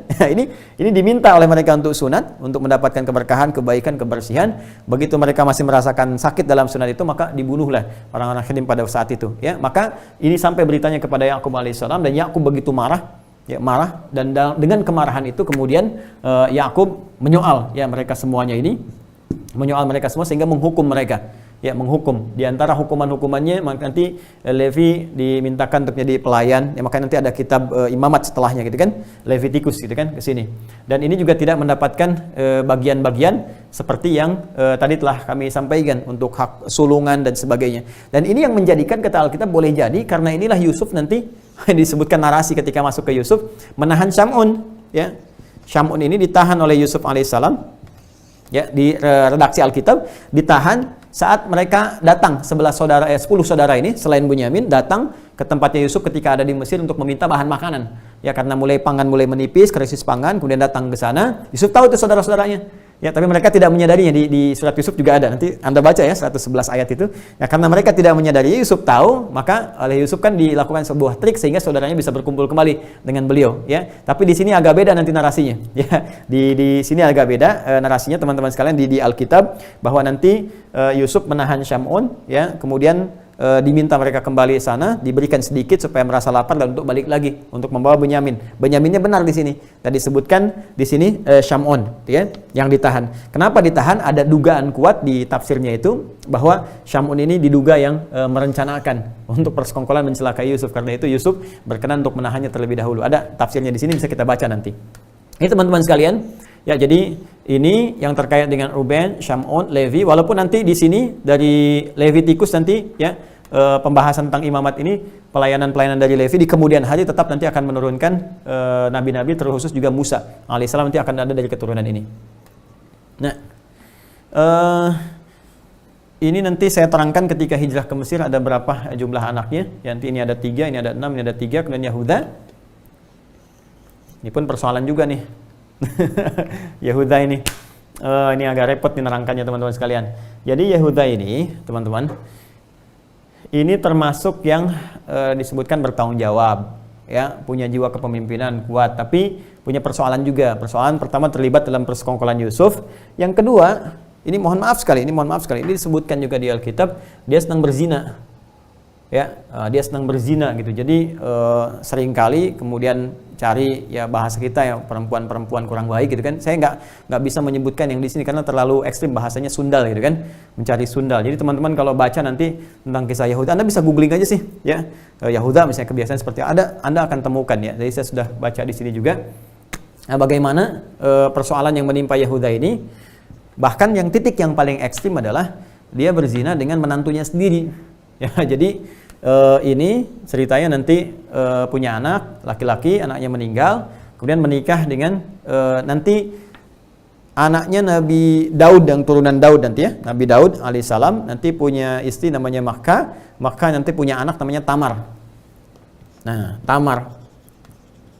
Tamar ini pun ada masalah juga, disebutkan nanti di turunan Alkitab ini cerita bahwa dia waktu kecilnya, mohon maaf sekali, ya, sudah diperkosa, kemudian dari situ tumbuh dewasa, menikah dengan anaknya Yahuda. Satu kali ketika anaknya ini meninggal, ini kan masih menantunya nih, ya, ini pergi ke rumah bordir dengan tempat-tempat yang seperti itulah gitu kan, istilahnya tempat-tempat untuk menjual diri. Ini pun jalan-jalan gitu nyari. Nah, ini nggak tahu kalau ini menantunya. Ini persoalan, ya. Ini nggak tahu kalau ini adalah menantunya, maka terjadilah kemudian sesuatu yang sangat dahsyat, dan ini dinalar oleh Al-Quran, sesuatu yang rumit untuk dibenarkan. Ya, maka ini jalan, kemudian menawarkan kambing untuk bisa bergaul dengan Tamar, ditawar oleh Tamar ini teman-teman sekalian dengan tanggungannya sekalian, artinya dikasih barang-barang jaminan dan sebagainya, disepakati, maka terjadilah hubungan. Ya, begitu terjadi hubungan, ini mengandung, ini jadi persoalan. Dalam kandungannya itu nanti melahirkan bayi kembar. Ya, yang pertama Peres, yang kedua Zerah. Nah, ini yang paling bermasalah. Dari Peres inilah teman-teman sekalian nanti akan terus melahirkan siapa coba? Ya, Yesus. Ini persoalan. Ini nanti akan dibahas karena ini sangat sensitif sekali, tapi saya punya, ini kan versi Alkitab sendiri. Ya. Nanti ini akan Anda turunkan dari sini, bisa di Matius, bisa ya pasal 1 ayat 1 sampai dengan 16. Di Lukas juga ada teman-teman sekalian, ya dari ayat 23 sampai dengan 33, 34 akan ditemukan juga. Dan yang paling menarik nanti antara Matius dengan Lukas agak berbeda. Di Matius nanti ada 41 turunan nasab, di Lukasnya ada 57, sudah beda 16. Dan turunan 7 dengan 8 sudah beda antara ini dengan ini. Nah, ini juga yang disoal oleh Al-Quran. Ya, kok bisa gitu turunannya dari sini, kejadian terjadi seperti ini, melahirkan, bahkan kemudian ada di sini Maria, ya. Maria mengandung anaknya Yusuf. Jadi di sini turunannya ke Yusuf nanti. Ya, jadi Marianya punya punya suami, ya, namanya Yusuf, bukan Yusuf yang ini. Ya, nanti punya suami namanya Yusuf, melahirkan Yesus disebutnya, ini yang menjadi Kristus kemudian hari. Ini disoal, ya. Nanti Al-Qur'an akan meluruskan itu, termasuk di kisahnya Maryam. Bagaimana Al-Qur'an membebaskan Maryam dari tuduhan, ya, dan memuliakannya, dan bagaimana Nabi Isa alaihissalam disebutkan 25 kali dalam Al-Qur'an. Padahal Nabi Muhammad disebutkan 4 kali, Ahmad disebutkan sekali gitu kan. Ini jadi persoalan yang sangat serius. Kita misalnya buka di sini di halaman 97. Kita lihat, insya Allah saya benar ya. Bismillahirrahmanirrahim. Ya, kita teman-teman sekalian, kita bisa lihat misalnya, ini nih, benar kan halaman 97. Nih teman-teman sekalian. Nah, ini tuh. Ya, halaman 97. Jadi ini masih kejadian teman-teman sekalian. Ya, kejadian, gitu kan? Masih di kejadian. Nah, ini Alkitab sepanjang tahun, ya, Alkitab dalam 365. Sama juga di sini juga akan ditemukan. Ya, saya sudah cek juga. Nah, ini kalau teman-teman lihat pasal 38, kan? Nah, ya. Kemudian juga 1 sampai 39, ya. Nanti kita temukan di sininya yang 24, ya. Boleh kita dari 23 juga boleh. Ini sampai 30 sebetulnya nanti ya ke bawahnya nih. Lalu berkatalah Yehuda, biarlah barang-barang itu dipegangnya supaya kita jangan menjadi buah orang. Sungguhlah anak kambing itu telah kukirimkan, tetapi engkau tidak menjumpai perempuan itu. Tadi yang tadi saya sebutkan. Kemudian dia jalan-jalan, ya kan? Kalau mau lebih dahsyat lagi, kita bisa baca dari ayat 20-nya, ya, ayat 20-nya. Ayat 20. Adapun Yehuda yang mengirimkan anak kambing itu dengan perantaraan sahabatnya, orang Adulam itu, untuk mengambil kembali tanggungannya dari tangan perempuan itu. Tetapi perempuan itu tidak dijumpai lagi. Ia bertanya-tanya di tempat tinggal perempuan itu, di manakah perempuan jalang yang duduk tadinya di pinggir jalan di Enaim itu? Jawab mereka, tidak ada di sini perempuan jalang. Kembali dia kepada Yehuda dan berkata, tidak ada, kujumpai dia. Dan juga orang-orang di tempat itu berkata, tidak ada perempuan jalang di sini. Lalu berkatalah Yehuda, biarlah barang-barang itu dipegangnya supaya kita jangan menjadi olok-olok orang. Sungguhlah anak kambing itu telah kukirimkan, tapi engkau tidak menjumpai perempuan itu. Baik. Kemudian kalau kita tarik ke atasnya lagi, teman-teman sekalian, ini yang paling dahsyat nih, yang tadi saya sampaikan. Dari mana taunya ini menantunya? Ya, kita baca yang 16-nya. Lalu berpalinglah Yehuda mendapatkan perempuan yang di pinggir jalan itu serta berkata, marilah aku mau menghampiri engkau, sebab ia tidak tahu bahwa perempuan itu menantunya. Tanya perempuan itu, apakah yang akan kau berikan kepadaku jika engkau menghampiri aku? Ya, menghampiri itu maksudnya berhubungan seksual. Jawabnya, aku akan kirimkan kepadamu seekor anak kambing dari kambing dombaku. Kata perempuan itu, asal engkau memberikan tanggungannya sampai engkau mengirimkannya kepadaku. Yang tadi yang saya sampaikan. Maka ini maksudnya jalan, kan, cari perempuan-perempuan yang seperti itu. Ini juga kemudian menjajakkan dirinya. Ya, maka terjadi dialog, terjadi kesepakatan, transaksi. Yang ini mau ngasih kambing, ini minta ditambahkan dengan tanggungan, barang-barang tadi disebutkan. Nah, kemudian di ayat 24 sesudah kira-kira 3 bulan dikambarkanlah kepada Yehuda, Tamar menantumu bersundal, bahkan telah mengandung dari persundalannya itu. Lalu Yehuda berkata, bawalah perempuan itu supaya dibakar. Nah, ini yang paling bahaya, yang paling repot. Jadi begitu ini berhubungan kan teman-teman sekalian, ya. Ini menarik juga nih, ini bisa kontradiktif ya. Kan kalau berhubungan nggak mungkin pakai penutup dan sebagainya, ya kan? Namanya berhubungan, orang berhubungan pasti terbuka. Masa ini bapak nggak kenal kepada menantunya, ya kan? Ya kan? Nah, ini kalau dia masih transaksi nutup, ini wajar. Tapi kalau sudah berhubungan, nggak mungkin nggak kenal. Nggak mungkin nggak kenal. Makanya ketika 3 bulan setelah hubungan itu, Tamar ini mengandung, disebutkan orang-orang ramai karena Yehuda kan di situ dihormati, kan, di suku itu dan seterusnya. Maka ketika disampaikan kepadanya ada perempuan yang bersundal, ya berzina dan sebagainya, dia minta dibakar. Mana orangnya gitu kan? Bakar saja gitu kan? Bahasa kita seperti itulah. Bawalah perempuan itu supaya dibakar. Ini bahasanya nggak saya tambahin, nggak saya kurangi. Waktu dibawa ayat 25, perempuan itu menyuruh orang kepada mertuanya mengatakan, nah ini menyuruh orang, Tamar menyuruh kepada mertuanya mengatakan, dari laki-laki yang empunya barang inilah aku mengandung. Maksudnya apa? Maksudnya dari orang yang bertransaksi tadi, ya kasih tanggungan, ini loh barang-barang yang ditanggungkan beserta kambing, aku ngandung anak itu dari dia ketika melakukan hubungan. Maka apa yang terjadi? Juga dikatakannya periksalah siapa yang mempunyai cap materai serta kalung dan tongkat ini. Nah, ini dijelaskan di sini. Jadi barang tanggungannya ternyata bukan sekedar kambing, ada cap materainya, ada kalung, ada tongkat, gitu kan? Maka Tamar ketika disuruh oleh orang-orang Yahuda untuk kemudian dihadapkannya bahkan akan dihukum, maka Tamar mengatakan, "Hei, aku mengandung ini dari orang yang punya barang-barang ini." Dia nggak sebutkan langsung ya kepada bapak mertuanya ke sini. Lalu apa yang terjadi? Ya, yang terjadi Yehuda memeriksa barang-barang itu ayat 26 lalu berkata, bukan aku tetapi perempuan itulah yang benar karena memang aku tidak memberikan dia kepada Shelah anakku dan dia tidak bersebu lagi dengan perempuan itu. Nah, ini teman-teman sekalian, teruskan dulu ya. 27. Pada waktu perempuan itu hendak bersalin, nyatalah ada anak kembar dalam kandungannya, dan ketika ia bersalin, seorang dari anak itu mengeluarkan tangannya, lalu dipegang oleh bidan, diikatnya dengan benang kirmizis dan berkata, inilah yang lebih dahulu keluar. 29. Ketika anak itu menarik tangannya kembali, keluarlah saudara laki-laki, dan bidan itu berkata, alangkah kuatnya engkau menembus keluar. Maka anak itu dinamai dengan Peres. Ini yang saya sebutkan. Ya. Kemudian sesudah itu keluarlah saudara laki-laki yang tangannya telah terikat dengan benang kirmizi itu, lalu kepadanya diberi nama Zerah. Ini yang saya sebutkan. Benar kan? Nah ini jadi kita bisa lihat di Kejadian ya pasal 38 dari 16 lah kalau mau sampai ke 30 seperti tadi yang saya sampaikan. Nah ini ada sesuatu yang kontradiktif yang disoal oleh Al-Quran. Jadi ketika Al-Quran memuliakan ya nasab-nasab turunan ini, memang ada kasus terkait dengan Yusuf, kemudian juga mereka bertobat, dimintakan tobat oleh Yakub alaihissalam kepada Allah Subhanahu wa taala karena niat mereka untuk kembali. Di sisi lain ada narasi seperti ini. Kok bisa gitu kan anak nabi bertanggung jawab ya dan punya kedudukan dan sebagainya bisa kemudian berzina bahkan dengan menantunya, dan narasi semacam ini nanti akan sangat banyak ditemukan. Ya, bagaimana nanti seorang nabi bahkan berzina dengan anaknya dan sebagainya dan seterusnya. Nah, ini persoalan serius teman-teman sekalian. Ini kemudian berzina dengan menantunya, ini kan punya anak, nanti anaknya meninggal, ini kemudian ada anak yang keduanya, ya tidak dinikahkan dengan dia, tapi kemudian ini menjajakkan dirinya, ini pun mencari jajan di luar. Dari sini mengandung, melahirkan Peres, melahirkan Zerah. Dari Peres ini, di Matius dengan di Lukas disebutkan menurunkan Yesus. Kan jadi persoalan serius di sini. Nah, ini sesuatu yang disoal Al-Quran. Apakah sedemikian itu gitu kan? Apakah seorang Isa alaihissalam, ya kita kan menyebutnya Isa alaihissalam, Isa bin Maryam, seseorang yang sangat dimuliakan di Al-Quran, sangat mulia, ibunya dibebaskan dari zina, itu kan seorang nabi, seorang rasul. Tapi di sisi lain dijelaskan di Perjanjian Lama di sini, ya di pasal Kejadian nanti, termasuk juga nanti di Matius di Perjanjian Baru, kemudian di Lukas ini dijelaskannya sebagai apa? Sebagai turunan dari seorang Peres. Peres anak siapa? Anak zina, anak ini. Kan jadi persoalan gitu kan di sini. Nah ini tolong jangan dipotong ya video-video ini, karena kita juga nanti ingin jelaskan argumentatif secara benar gitu. Jadi makanya kita sertakan referensi-referensi dan kita bisa mendengar. Ya bisa mendengar. Jadi kalau misalnya nanti kita ingin dengar dari sisi sarjana Alkitab atau yang lainnya, nanti bisa dijelaskan kenapa turunannya bisa ke sini. Dan ini tercantum di Alkitab gitu kan dan turunannya. Nah, yang saya ingin sampaikan adalah bagaimana Al-Quran memberikan satu gambaran yang sangat indah. Kata Al-Quran itu, ini timbang loh. Ini masuk akal nggak? Ini timbang loh. Benar nggak referensi sejarahnya seperti ini? Maka Al-Quran menampilkan satu surah Yusuf, menampilkan satu surah Maryam untuk membebaskan Nabi Isa dari tuduhan-tuduhan semacam ini.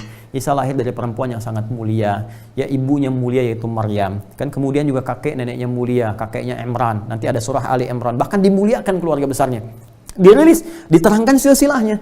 Ya, bagaimana kemudian Isa itu Yesus, gitu kan? Ya berasal dari Maryam, Bunda Maria itu. Maryam nanti dijelaskan lagi berasal dari Imran.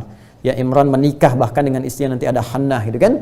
Bahkan dijelaskan di surah Ali Imran itu di ayat ke-35 ya bagaimana bernazar kemudian Hannah istrinya Imran supaya punya anak yang saleh dan terlahir kemudian Maryam diberi nama dengan Maryam ayat 36 dijaga nanti oleh pamannya namanya Zakaria gitu kan yang nabi juga. Ini kalau mau ditarik ke atas ini Imran bin Qahat bin Azar bin Levi ke sini lagi ketemu ke Levi. Jadi semua dijelaskan dengan sempurna. Ya, jadi bahkan jelas gitu. Nanti Maryam yang ini nanti beda. Yang Qahat yang ini nanti berbeda dengan yang Musa. Ya, yang saya maksud tadi Musa bin Qahat. Musa juga punya dua saudara, satu Harun, yang satu Maryam lagi. Makanya disebut dengan ya ukhta Harun. Wahai saudaranya Harun. Jadi yang ini nanti masuknya ke Yahuda. Yang ke Yahuda ke sini ke garisnya. Jadi sama-sama di garis Yahuda. Saya koreksi ya. Sama-sama di garis Yahuda, tapi dijelaskan ya dari sini ke Maryam, dari Maryam ke Imran dengan Hannah, ke atasnya lagi sampai ketemu dengan Yahuda. Nanti dibedakan antara Maryam yang ini dengan Maryam yang saudarinya Musa. Musa punya saudari namanya siapa? Satu Harun, ya beda usia 3 tahun, kakaknya lagi Maryam. Makanya disebut ya ukhta Harun gitu kan. Ya ketika dituduh Maryam ini mohon maaf sekali berhubungan dengan cara yang tidak baik, berzina gitu kan. Maka kaumnya mengatakan ya ukhta Harun, hei saudari Harun. Ya ada orang menyoal kok jauh banget dengan Harun. Bahasa Al-Quran sangat tinggi. Ini bahasa kiasan. Seakan-akan ingin memberikan kesan bahwa kamu itu orang baik seperti Maryamnya saudari Harun baik kepada Musa. Kamu itu kan orang baik.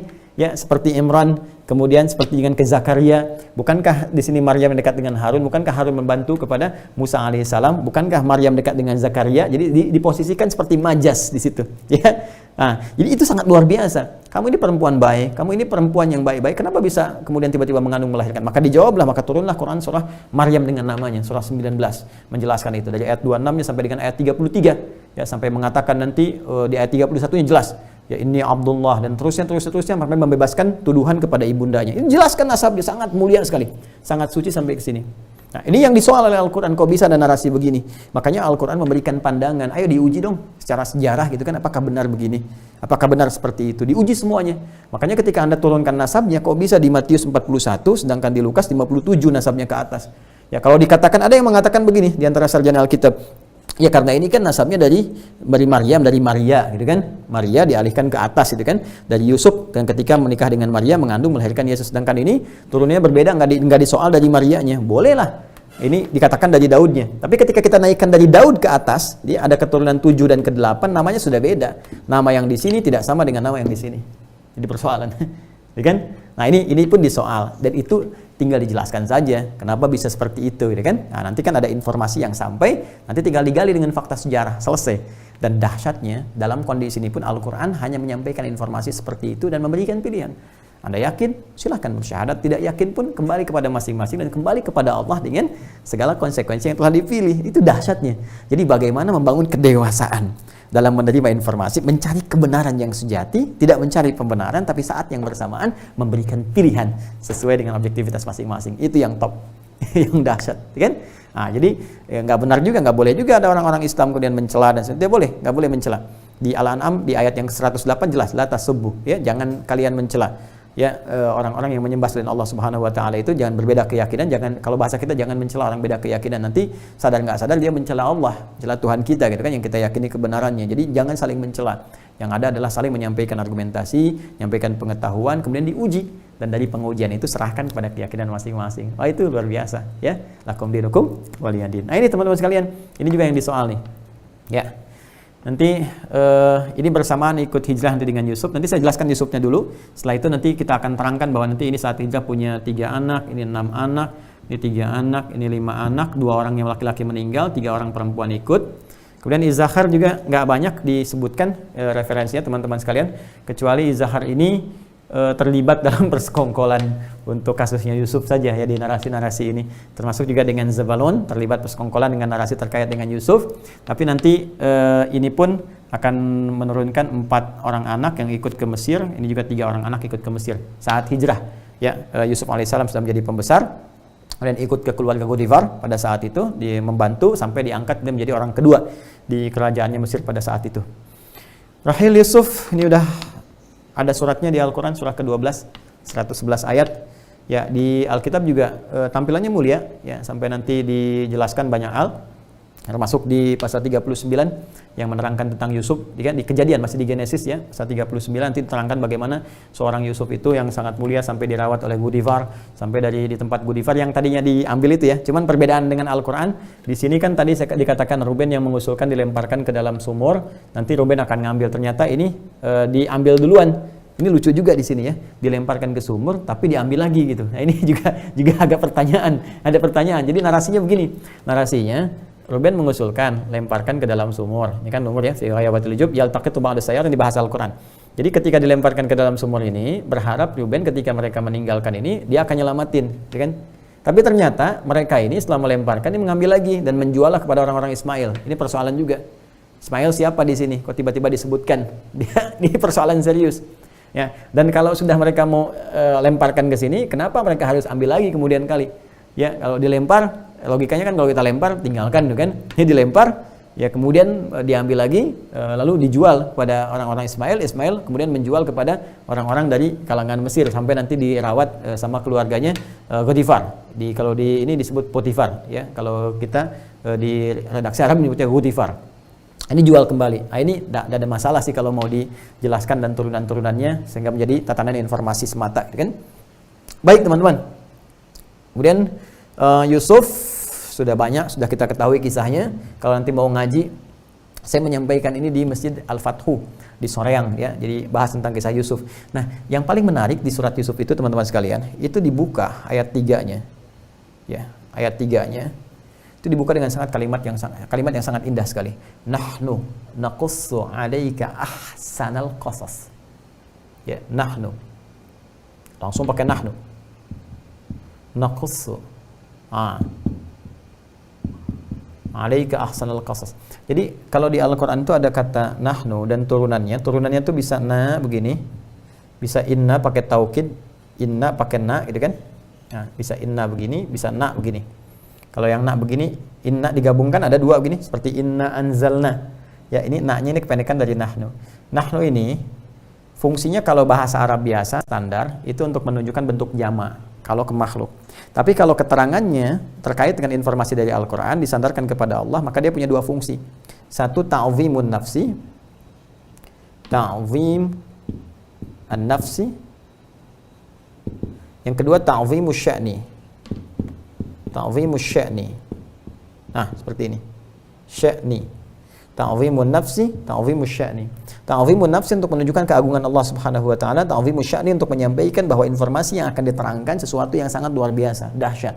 Jadi seakan-akan Allah ingin memberikan satu gambaran penting, isyarat yang sangat dahsyat bahwa nahnu naqussu dengan keagunganku. Jadi Allah langsung menghadirkan keagungannya untuk menyampaikan kisah-kisah ini. Ya, dengan keagunganku aku akan kisahkan kepadamu yang sangat dahsyat. Apa itu? Ahsanal qasas, kisah yang terbaik. Jadi ada ahsana yuhsinu, ada hasuna yahsunu, ada hasana yuhassinu. Ahsana itu yang paling tinggi. Makanya sifat ibadah kita kepada Allah disebut ihsan, masdar dari kata ahsana. Ahsana yuhsinu ihsanan, hasuna yahsunu hasanan, husnan. Ya kan? Hasana yuhassinu tahsinan. Tapi ini ahsan dan bentuknya isim tafdil, yang terbaik. Ya, ahsan. Jadi kalau ada kisah-kisah menyebar seputar peristiwa ini, maka ini kisah yang paling baik, kisah yang paling benar, kisah yang alurnya sangat indah, yang sangat elok, yang sangat terhormat penyampaiannya. Ya kan? Maka dibuka oleh Al-Quran, nahnu naqussu 'alaika ahsanal qasasi. Ya, bima auhayna ilaika hadzal Qur'an. Ya, dan dengan itulah kemudian kami wahyukan kepadamu dari Al-Quran ini. Jadi Al-Quran, Allah sampaikan manhaj Al-Quran ini. Berbeda dengan narasi-narasi manusia, berbeda dengan buatan-buatan orang dan sebagainya. Al-Quran menampilkan sesuatu dengan terhormat. Bahkan ketika ada orang berbuat kemudian sesuatu yang sangat kotor pun, Al-Quran masih memberikan penghormatan dengan kemanusiaannya, tapi menyoal perilakunya. Perilaku itulah yang dicela oleh Al-Quran untuk diperbaiki, bukan nama atau orangnya dalam konteks ini, tapi perbuatan yang diharapkan dia berubah. Nah ini sehingga Al-Quran mengatakan bima auhayna ilaika hadzal Qur'an, dan manhaj Al-Quran itu seperti itu. Makanya ketika Anda temukan kalimat-kalimat kisah-kisah yang viral di surat Yusuf alaihissalam, itu disebutkan dengan sesuatu yang sangat terhormat. Bagaimana saudara-saudaranya dihormati walaupun mereka berbuat salah, disebutkan kesalahannya. Bagaimana mereka bersekongkol, bertempat untuk kemudian membuat sesuatu yang buruk terhadap Yusuf. Ada yang mengusulkan dalam rapat bunuh Yusuf, kan? Kemudian yang lain mengatakan jangan bunuh, lemparkan aja ke tempat gelap ya. Yaltaqitu ba'du sayyara, mungkin dia diambil orang. Tujuan kita kan menjauhkan saja. Ini mungkin kalau kita compare dengan yang ada di Alkitab ini, kita akan temukan, oh mungkin itu yang disampaikan di Alkitab ini Ruben yang mengusulkan, kan? Untuk jangan dilemparkan itu. Oh ini yang mengusulkan untuk yang kurang bagusnya ini turunan-turunan yang lainnya, ya kan? Tapi Al-Quran tetap menampilkan kemuliaan dengan perbuatan. Ini rahasia yang ditafsir kenapa orang-orang yang nggak bagus seringkali ditampilkan dalam bentuk inisial, dan itu menjadi fitrah. Makanya di kepolisian di mana-mana pun kalau ada orang berbuat jelek kan nggak dipublish dulu kan namanya, tapi inisialnya dulu kan. A, B, A, B, A, B sampai dia jelas, sampai paham, sampai apa, baru untuk kebutuhan administratif disebutkan keseluruhannya. Nah, ini teman-teman sekalian. Dan nggak ditemukan kisah-kisah seperti tadi disebutkan. Yahuda pernah berzina dengan menantunya, Ruben berzina dengan ibu mahramnya dan sebagainya. Itu nggak ada gitu. Nah, makanya Al-Quran nanti memberikan narasi-narasi yang sangat indah, membenarkan kisah ini, ya bahwa ada kisah Yusuf punya 11 saudara, dan Yusuf bermimpi, dan ini pun ada juga, ya bermimpi dan dimuliakan dengan mimpi itu 11 gemintang, kemudian dengan 1 rembulan dan matahari bersujud kepada sebagai penghormatan. Maka kemudian di ayat kelimanya di surat Yusuf, la taqsus ru'yaka ya ila ikhwatika fayakidu laka kaida, jangan sampaikan kepada saudara-saudaramu kisah ini, kata Yakub, nanti khawatirnya kamu mendapatkan persoalan ya dari persekongkolan mereka. Itu udah terbaca oleh Yakub alaihissalam, dan itu sangat indah narasinya. Nah itu teman-teman sekalian. Kemudian adiknya Bunyamin, nanti Yusuf punya 2 orang anak, Manishya dengan Afraim, Manishya dengan Afraim atau Efraim, ya. Kemudian adiknya Bunyamin ini punya 10 orang anak.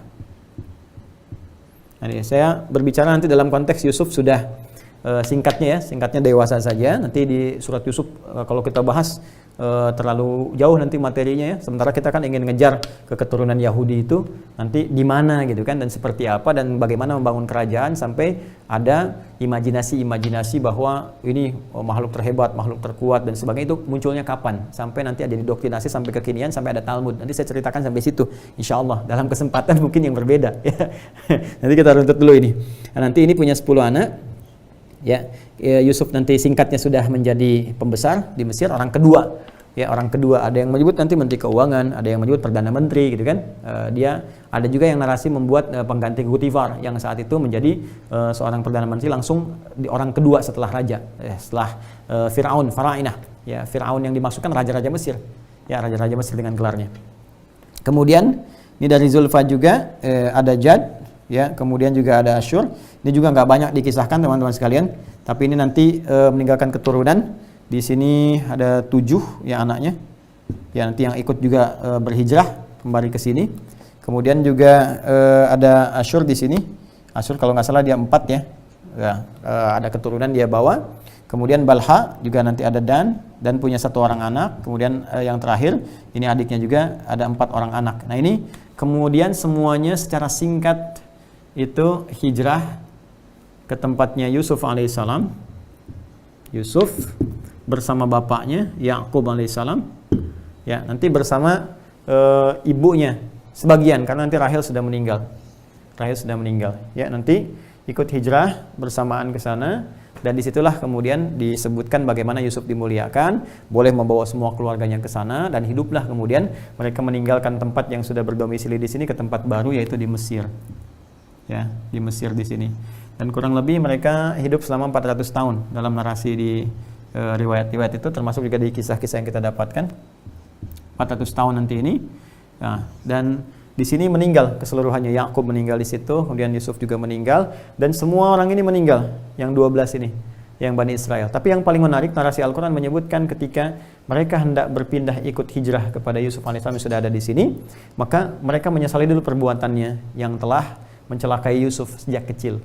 Jadi mereka sadar itu salah, gitu kan? Mereka sadar itu keliru. Kemudian mereka minta kepada bapaknya, "Bapak, tolonglah kami minta diampunkan kepada Allah Subhanahu wa taala. Kami minta bertobat kepada Allah Subhanahu wa taala." Maka bapaknya mohonkan istighfar kepada Allah Subhanahu wa taala. Ya karena itu mereka juga disebut dengan orang-orang yang memohonkan ampunan, memintakan tobat kepada Allah, ya. Tobat itu kalau dalam bahasa Arab kekinian kan disebut dengan taba. Ya tubu. Ya seakar dengan ini adalah hada. Hada yahdu, gitu kan? Seperti ini. Kan? Nah, maka dari sini jamaknya dikatakan hadu. Nah, ya hadu. Nah, hadu orang yang kembali, orang yang taubat. Makanya nanti indah sekali di Al-Quran itu teman-teman sekalian, ada satu diksi yang ditampilkan oleh Al-Quran untuk menyebutkan nama ini. Seperti Al-Baqarah ayat 62. Innal ladzina amanu, paling kiri sebelah atas ya di mushaf standar. Innal ladzina amanu wal ladzina hadu wan nasara was-sabiina man amana billah. Awas, ada kalimat ini sering dipotong nih. Sementara orang nggak bertanggung jawab, yang bawa paham semua agama sama itu ya, dia potong-potong ayat tuh. Yang potong video aja bermasalah, apalagi potong ayat itu kan. Nah, ini teman-teman sekalian, innal ladzina hadu, innal ladzina amanu wal ladzina hadu. Semua orang-orang yang beriman itu, dan orang-orang, nah terjemahan kita disebutkan Yahudi kan? Ya di situ kan? Padahal Yahudi juga ada lagi nanti di Al-Quran. Termasuk nanti di penutup juz yang ke-6 di Al-Maidah itu kan. La tajidanna asyadan nasi adawatan lil ladzina amanul yahud. Nah, itu Yahudi disebutkan lagi. Yahudi nanti ada perbedaan di antara diksi ini. Jadi di sini ingin menunjukkan bagaimana mereka itu pernah bertobat. Makanya ketika disoal oleh Al-Quran itu selalu seperti itu. Kamu ini kan keturunan orang-orang yang pernah taubat kepada Allah Subhanahu wa taala, pernah minta kepada bapakmu kan, ditobatin kepada Allah ya supaya bagus lagi, supaya baik lagi. Janganlah bersikap yang semena-mena, jangan bersikap yang buruk. Itu di antaranya.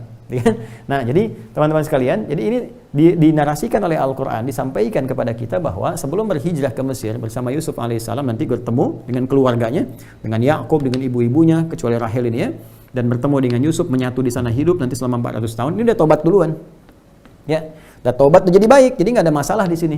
Ya, jadi ketika gabung ke sini, udah berketurunan 12. Nah, ini dari 12 ini dijaga teman-teman sekalian. Dari 12 ini kemudian terjaga klannya, klan ini, klan ini, klan ini, klan ini, klan ini.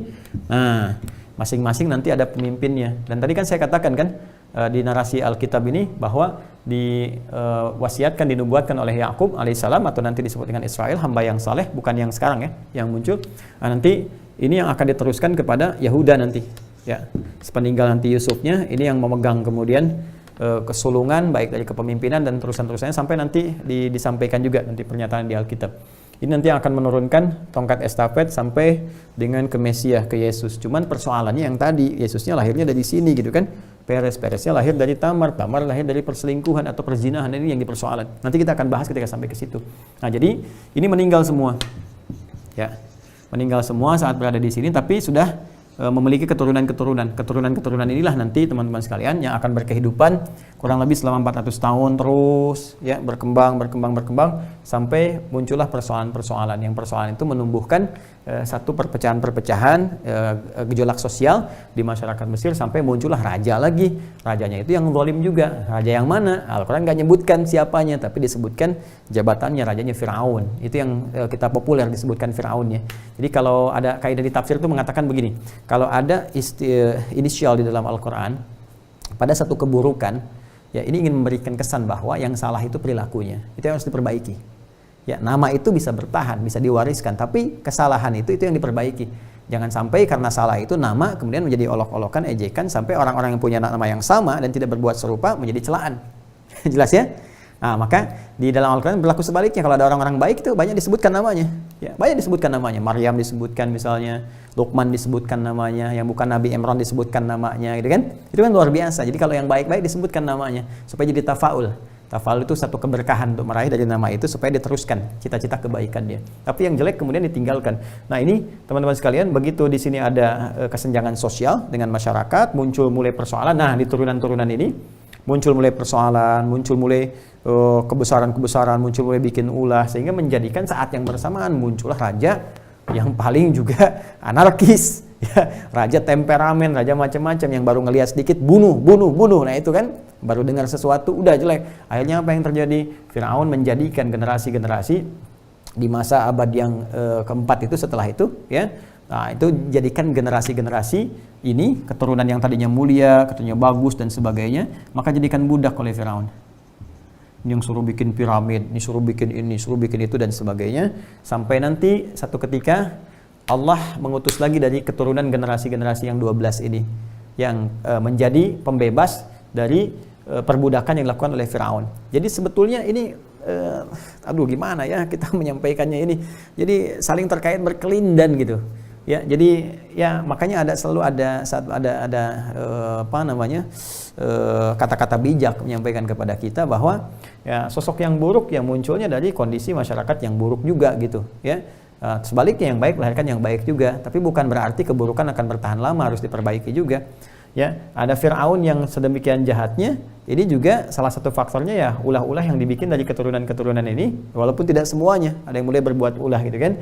Nah, sampai kemudian Allah mengirimkan juga satu pembebas karena ini terkena dampak, kebetulan juga qadar Allah tadi yang Firaunnya juga perilakunya buruk, maka dari keturunan Levi inilah nanti akan melahirkan satu keturunan. Dari keturunan ini nanti muncul Imran, bukan Imran yang bapaknya Maryam ya. Nah, Imran bin Qahat bin Azar bin Levi. Dari Imran nanti melahirkan 3 orang anak. Anak pertamanya perempuan namanya Maryam, anak keduanya Harun, anak ketiganya Musa. Nah, Musa inilah yang kelak kemudian punya kisah tersendiri, yang dengan kisahnya itu dia membawa nanti yang tersisa di masa pemerintahan Firaun yang ini itu untuk keluar dari kejaran Firaun, yang kelak nanti akan selamat, dan dari selamat itu nanti akan kemudian dihitung berapa banyaknya untuk kembali mendekat kepada Allah. Dari hitungan itu jadi bilangan, makanya nanti ada bilangan ya, numbers gitu di Alkitab ini. Nanti kita akan lihat teman-teman sekalian bagaimana kisahnya Musa, ya seperti apa gambarannya, dan dari kisah ini bagaimana nanti perjalanannya sampai menemukan satu tempat yang dimuliakan, bumi yang suci, yang kelak disebut dengan Palestina itu. Dan setelah itu bagaimana kejadian-kejadian secara dinamis terjadi sampai memunculkan kondisi sampai saat ini. Nah, itu nanti kita bahas lagi di kesempatan yang berikutnya ya, jadi teman-teman sekalian. Oh, nggak terasa ya, jam berapa sekarang? Jam berapa, Mas? Oh, jam 9. Wah, udah 1,5 jam ya saya nerangin ya, padahal baru nerangin nasab aja tuh. Ya, baru nerangin nasab teman-teman, nggak kerasa ya. Coba kita lihat dulu nih apa yang bisa diumumkan buat teman-teman sekalian. Ya Allah, ya Rabbi, Allahumma sholli ala sayyidina Muhammad. Nah, ini coba kita lihat. Ya, ini sudah. Jadi ini ya yang saya sampaikan. Ini kita bisa berhenti dulu supaya nanti kita bisa teruskan lagi. Jadi yang 12 anak sudah selesai, dan kisah-kisahnya juga saya sudah sampaikan, sampai dari Ruben sampai Balha ke Neftali ya. dan Naftali dari atas terus 12 sampai ke kisah, sampai ke ingat-ingat ya, sampai ke Mesir. Ini baru nyampe Mesir nih. Belum nyampe Mesir ya. Ingat, belum nyampe Mesir, baru nyampe mereka kemudian berkembang ya, kemudian berketurunan dan muncul persoalan dengan Firaun. Firaun pas kepilih rajanya yang zalim juga, yang anarkis juga, sampai dijadikan budak, sampai diperintah, dan nanti terlahir kemudian Musa. Nah, bagaimana kisah lahirnya Musa ini sampai kemudian masuk di istana Firaun, membebaskan mereka dan menempuh perjalanan untuk menuju bumi yang disucikan, yang nanti akan banyak diklaim sebagai tanah yang dijanjikan. Seperti apa bahasannya? Insya Allah kita akan teruskan nanti di episode yang selanjutnya. Kapan? Menyesuaikan ya? Menyesuaikan. Izin menyampaikan informasi dulu teman-teman sekalian. Kalau yang sumber-sumber tadi nanti bisa dilacak ya. Ini ingat ya, jangan dipotong ya. Kalau dipotong-potong nanti jadi persoalan. Sekarang seringkali ada orang yang mencoba untuk membuat situasi menjadi tidak kondusif ya, mencoba memecah belah satu dengan yang lainnya, bahkan diadu, ada yang diadu dengan pemerintah, ada yang memecah belah bangsa, diadu dengan umat agama lain dan sebagainya. Padahal kajian-kajian semacam ini ilmiah, argumentatif, jadi indah, jadi saling mencari kebenaran gitu kan. Dan ini hal yang dilindungi oleh Undang-Undang Dasar kita, pasal 29 ayat 2. Negara menjamin kemerdekaan tiap-tiap penduduk untuk memeluk agamanya masing-masing dan beribadah menurut agama dan kepercayaannya itu. Nah, bagi kita mempraktekkan isi Al-Quran, mengkaji, meriset, itu bagian dari ibadah. Jadi kalau kita diminta oleh Al-Quran, coba kamu cek, coba kamu bandingkan, coba kamu lihat untuk membuat keyakinan kamu bertambah. Ya, nah itu bagian dari ibadah kita. Dan ketika itu kita juga berhak untuk mendapatkan wawasan-wawasan, penjelasan-penjelasan, termasuk informasi-informasi. Dari situlah kemudian argumentasi muncul, kita kemudian bisa sajikan dengan baik. Tapi tetap dengan adab yang elok dan tidak pernah memaksakan kepada yang lain-lainnya. Izin menyampaikan informasi, teman-teman, mengupdate dari Palestina hari ini. Alhamdulillah saya dapat laporan aktualisasi donasi ya, seperti apa gitu ke MUI. Seperti teman-teman saya sampaikan kepada Anda, sudah di 24 Mei yang lalu, hari Senin, dan itu sangat terbuka.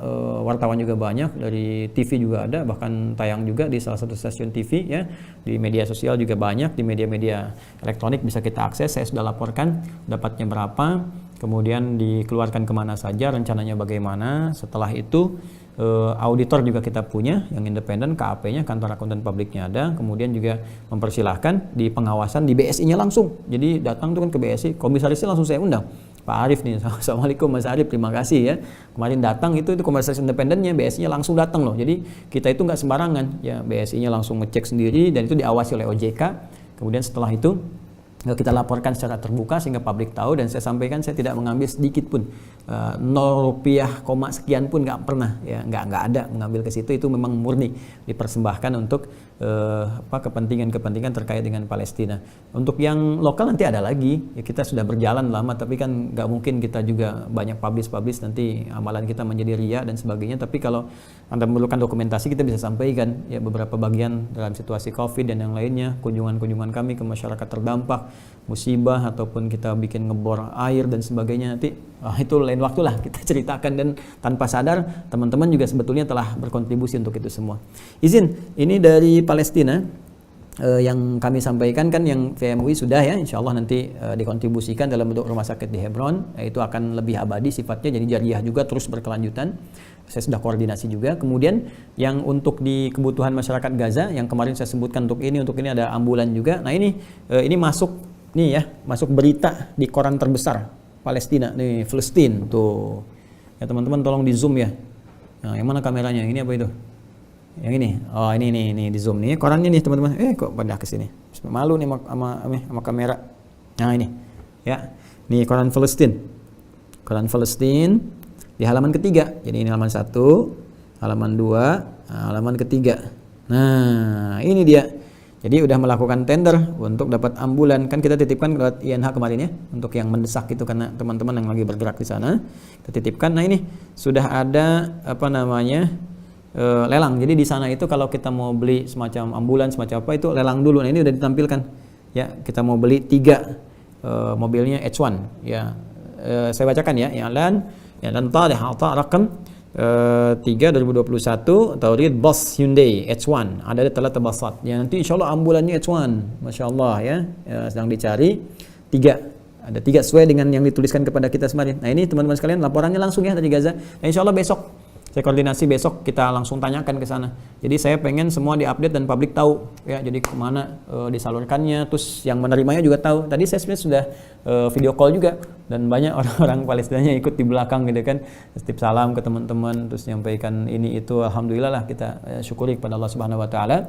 Tapi saya tetap ingin nanti besok saya koordinasi supaya saya live-kan juga, teman-teman lihat seperti apa sih realnya ya, penyaluran donasi di sana bagaimana, apa yang sedang disiapkan, apakah benar diterima sekian, mau disalurkan seperti apa, sehingga nanti terakses oleh publik. Dan saya dengan senang hati menyampaikan kepada teman-teman semua sehingga diketahui ya, dan tidak ada sesuatu pun yang ditutupi dan sesuai dengan penyalurannya. Dan saya ingin memberikan edukasi juga ya kepada publik, artinya dalam konteks ini sekecil apapun ini kan kita dalam skala dapat alhamdulillah besar, tapi kan skala kecil gitu kan, dari menggunakan yayasan, mungkin individual di sini menampung dari teman-teman, tapi kita ingin berikan edukasi bahwa semua terbuka, semua disampaikan, semua bisa terlibat dengan pengawasan, dengan audit dan sebagainya, sehingga bisa terang gitu kan. Jadi apalagi yang kompleks-kompleks sifatnya, yang memang harus memerlukan audit dalam prosesnya ya, seperti yang terkait dengan formal ya, misalnya bantuan sosial atau apapun atau macam-macam, nah itu jelas ya, itu bukan ranah kita, kita tidak ada ranah ke sana, kita hanya mengeksekusi dan melakukan apa yang telah kita kerjakan saja, sehingga orientasi saya sesungguhnya satu ya, ketika dihisab oleh Allah itu keadaan kita lebih ringan ya, keadaan kita lebih ringan. Nah itu satu teman-teman sekalian. Kemudian yang kedua, saya tadi ingatkan ya di penutup, kita meminta untuk teman-teman silahkan, karena ada yang teman-teman itu sampaikan kepada kami, Ustaz kenapa ditutup Ustaz, masih ada kesempatan, itu terutama yang daerah-daerah, Masya Allah itu ya, itu kan iuran tuh, yang pengajian-pengajian ada yang 10.000, ada yang 1.000, nggak ada jumlahnya, kami nggak pernah peduli dengan berapa jumlah gitu kan, yang penting ada masuk, itu amanah, kami salurkan dengan segala keikhlasan. Nah itu banyak yang protes kok ditutup, makanya kita berikan kesempatan ya, kita kan masih ada proyek yang ketiga. Yang ketiga ini yang saya, kalau teman-teman tahu, saya kemarin baru safari itu sampai ke Jawa kemana gitu kan, terus kita juga ketemu rektor, ketemu beberapa yang lain untuk mengaktualisasikan atau mengimplementasikan rencana yang ketiga itu, menampung nanti pelajar-pelajar di sana, Palestina bisa belajar di sini, kita dirikan Rashid, rumah studi Al-Quds kan, dan saya akan minta yang dikirim saya yang hafid Quran. Ya, sehingga nanti ada simbiosis mutualisme, yang di sana penghafal Quran ke sini bisa ngajarin juga yang di sini ya, jadi saling memberikan manfaat, ngajar Quran, mereka juga belajar, pulang ke sana juga bermanfaat lagi. Nah itu kita salurkan ke situ, jadi kita buka kembali insyaallah, dan rekening itu akan dikhususkan sehingga mudah dipantau ya, baik oleh bank yang mudah dipantau, kemudian auditnya juga gampang dan publikasinya juga enak gitu kan. Nah, tapi saat yang bersamaan saya juga terima informasi bahwa ada pihak-pihak yang sengaja ingin menebar kebencian, ingin menebar fitnah, dan juga ini yang paling harus diwaspadai, memecah belah kebangsaan kita. Ya, ada yang membenturkan dengan istana, mencoba membenturkan dengan pemerintah, mencoba membenturkan dengan pihak-pihak kepercayaan lain dan sebagainya gitu kan, dan tidak bertanggung jawab. Saya sudah ingatkan, jangan pernah mengganggu singa yang sedang berzikir, karena kalau sudah mengaum itu sulit dihentikan, Anda nggak akan bisa hentikan. Ya, maka ini peringatan saya di malam ini, kalau besok kemudian saya masih melihat yang seperti itu, nggak diturunkan, ya ada akun-akun suara istana, apalagi tuh, suara inspirasi, apalagi anak bangsa ya, terus ada akun-akun yang spesifik tuh, siapa namanya, Hekokun tadi apa siapa lagi tuh, saya nggak kenal gitu ya. Nah, tolong teman-teman, tolong ya screenshot aja tuh, screenshot. Kalau besok itu nggak hilang, itu saya akan ambil langkah yang sangat spesifik sekali. Ya, dan kita beri pelajaran, kita nanti besok ya, saya akan cek lagi ya, karena gini, kalau bagi saya pribadi nggak akan berpengaruh ya, saya bisa tinggal istirahat, tinggal lari, tinggal latihan olahraga ya, latihan silat dan macam-macam. Cuma ini untuk situasi kebangsaan, karakter begini berbahaya, ini potensi, kalau dibiarkan ini potensi chaos, potensi yang sangat buruk, merusak karakter bangsa gitu kan. Dan saat kita sedang mengaktualisasikan, mengamalkan amanat undang-undang kita, ini kan amanat undang-undang, maka setiap presiden itu menjaga, pernyataan Bung Karno sampai Pak Jokowi sekarang itu kan selalu selaras, itu selalu senafas sikapnya terhadap Palestina. Dan kita terdorong dengan undang-undang, saat bersamaan kita pun juga memperhatikan situasi internal di dalam. Tiba-tiba muncul ya akun-akun yang semacam itu, bukan hanya menyoal tapi menebarkan gambar-gambar yang tidak elok, tidak pantas, membuat fitnah. Saya akan lihat besok kalau masih ada, maka Anda mencoba mengganggu singa yang sedang berpikir. Dan kita lihat bagaimana reaksi singa itu ketika dia mengaum ya. Terima kasih teman-teman sekalian untuk malam hari ini. Semoga Allah berkahi kita semua, semoga Allah menyayangi kita. Saya mohon maaf kalau ada hal-hal yang kurang berkenan. Ini sekali lagi kita bisa pelajari, cek kembali, tanya pada guru-guru kita, dapatkan wawasan. Dan mohon izin teman-teman yang di Katolik ya, dan ataupun juga di mungkin kan Katolik berbeda dengan Kristen ya, tapi kan ada juga kesamaan di referensi di Alkitabnya atau di Bible-nya. Boleh nanti teman-teman juga menyampaikan misalnya tentang ini, kalau ada argumentasi yang lain, ingin menjelaskan, ingin apa, boleh. Saya sangat bersenang hati. Boleh juga tergabung dengan channel saya di sini, supaya ketika saya kan sifatnya hanya menyampaikan, kemudian teman-teman bisa saling mengklarifikasi atau juga melengkapi dan sebagainya. Dan saya selalu membawa manhaj Al-Quran, lakum dinukum waliyadin ya. Kalau memang pun ada kebenaran di pihak kami di Muslim, tetap kita tidak akan pernah memaksakan. Ini loh, seperti ini yang dibangun informasi dan sebagainya, kembali ke masing-masing. Jadi indah diskusi yang berlangsung seperti itu. Atau nanti juga kita bisa libatkan misalnya sarjana-sarjana dulu yang mu'alaf juga ada, seperti disampaikan ya, Ustadz Bangun Samudra, Ibu Umi misalnya Ustadzah Iren Handono dan lain sebagainya, sehingga tertempatkan di tempat yang benar wawasan keilmuan itu, dan diberikan masyarakat pilihan yang seluas-luasnya. Saya kira itu teman-teman sekalian yang bisa kita gali di malam hari ini. Semoga Allah merahmati kita, memberikan perlindungan kepada kita semua, menyayangi kita dan memaafkan kesalahan-kesalahan kita. Allahumma taqabbal minna innaka antas samiul alim wa tub alaina innaka antat tawwabur rahim. Rabbana atina fid dunya hasanah wa fil akhirati hasanah wa qina adzabannar. Sallallahu ala sayyidina Muhammad wa ala alihi wa sahbihi ajma'in. Wa akhiru da'wana subhanakallahumma bihamdika asyhadu an la ilaha illa anta nastaghfiruka wa natubu ilaik. Alhamdulillahirabbil alamin. Jumpa esok insyaallah pukul 7:30 seperti saat ini, langsung update penyaluran donasi dari Gaza yang bisa dipantau langsung oleh seluruh publik di tanah air atau di luar Indonesia. Assalamualaikum warahmatullahi wabarakatuh.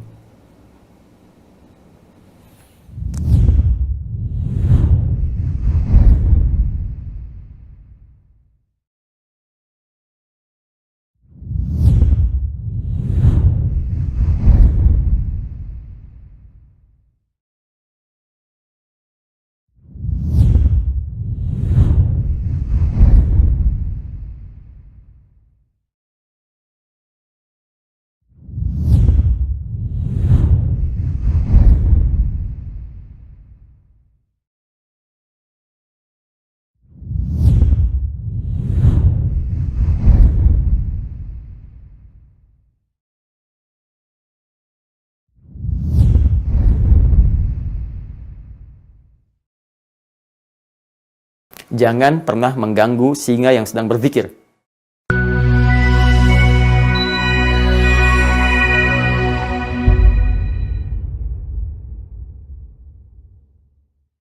Bismillahirrahmanirrahim. Assalamualaikum warahmatullahi wabarakatuh.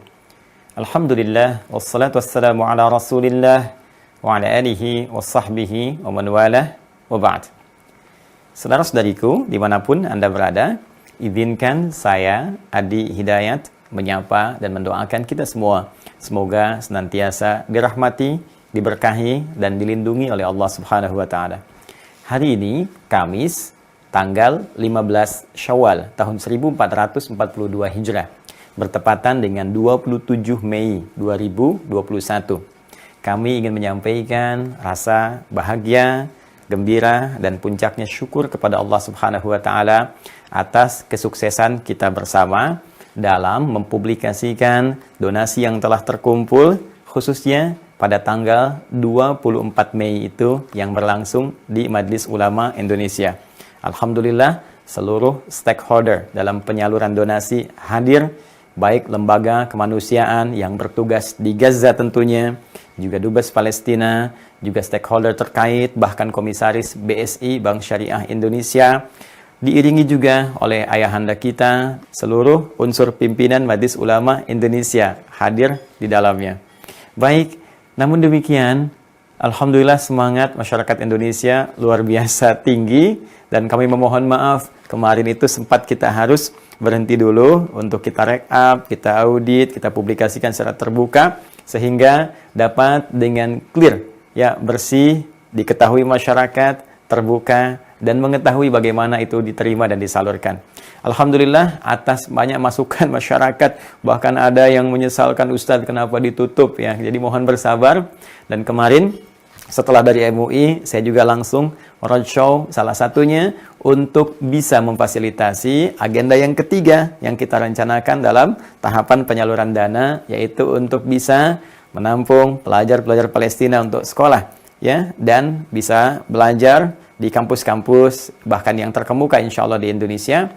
Jadi kami juga datang ke beberapa tempat, berkomunikasi. Alhamdulillah responnya sangat baik. Bahkan ada yang sudah menawarkan langsung jikalau kemudian itu akan terjadi. Dan tentunya kita akan berkoordinasi ya ke depan dengan Kementerian Pendidikan yang ada di Palestina, seperti apa proses itu bisa berlangsung. Tapi intinya, saya mencoba memegang amanah dengan baik dan tanpa mengambil 1% pun. Ya. Jadi insya Allah kita tidak memotong sedikit pun untuk disalurkan sepenuhnya demi kepentingan yang telah kita niatkan. Insya Allah. Teman-teman, berita baik bagi Anda yang kemarin banyak bertanya, apakah dibuka kembali, kan? Apakah kemudian akan diteruskan? Insya Allah. Per hari ini, kami sampaikan kembali kepada kawan-kawan bahwa donasi tetap terbuka. Sekali lagi, donasi tetap terbuka, atau saya katakan dibuka kembali dengan rekening yang sama. Dan insya Allah rekening ini hanya akan dikhususkan untuk persoalan Palestina saja, untuk support kepada bangsa, masyarakat, rakyat Palestina saja. Rekening yang sama ya, Yayasan Ma'had Islam Rafi'ah Akhyar. Nomor rekening 11111. 5 kali, masih ingat ya? 11111. Kemudian 777, 3 kali, 77763. Ya. 111117773 atas nama Yayasan Ma'had Islam Rafi'ah Akhyar Bank Syariah Indonesia. Dan ini tentunya saya tegaskan sekali lagi sangat terbuka untuk dipublikasikan, untuk disampaikan hasilnya. Bahkan kita akan update seperti apa itu disalurkan. Pun demikian bagi teman-teman yang mengusulkan, kemarin ada usulan diaudit, usulan untuk dilihat, diteliti, alhamdulillah, terima kasih banyak. Saya mengucapkan terima kasih, usulan-usulan itu kita akan laksanakan. Ya, bahkan kalau perlu Anda punya tim auditor yang ingin berkontribusi, ingin melihat, ingin mengecek, sangat terbuka teman-teman sekalian. Ya, sehingga apa yang kita bisa berikan diketahui untuk persiapan kita melaju kepada hisab Allah di hari kiamat nanti. Sekali lagi, kami tidak mengambil sedikit pun, ini murni untuk diberikan, dan mudah-mudahan Allah berikan kelancaran kepada kita semua. Tapi kami juga ingatkan, ya hati-hati bagi yang sengaja ingin mencari keributan, ingin memecah belah, ya bahkan menghadirkan unsur-unsur fitnah. Awas, hati-hati ya. Kita pun akan melakukan tindakan tegas dengan menempuh langkah hukum. Ya hati-hati, kita sedang mengamalkan amanat konstitusi. Ya, pasal 29 ayat 2, negara menjamin kemerdekaan tiap-tiap penduduk untuk memeluk agamanya masing-masing dan beribadah menurut agama dan kepercayaannya itu. Baik, bagi kami saling tolong-menolong, saling membantu dalam kesulitan, itu bagian dari ibadah. Quran surah kelima ayat kedua, wa ta'awanu 'alal birri wat taqwa. Ya, dan hendaklah kalian saling menolong, saling membantu dalam konteks kebaikan yang luas demi niat meningkatkan takwa kepada Allah. Ini amanah konstitusi, ini amanah dari Al-Quran juga, dan yang lebih daripada itu, ini dijamin oleh pembukaan Undang-Undang Dasar.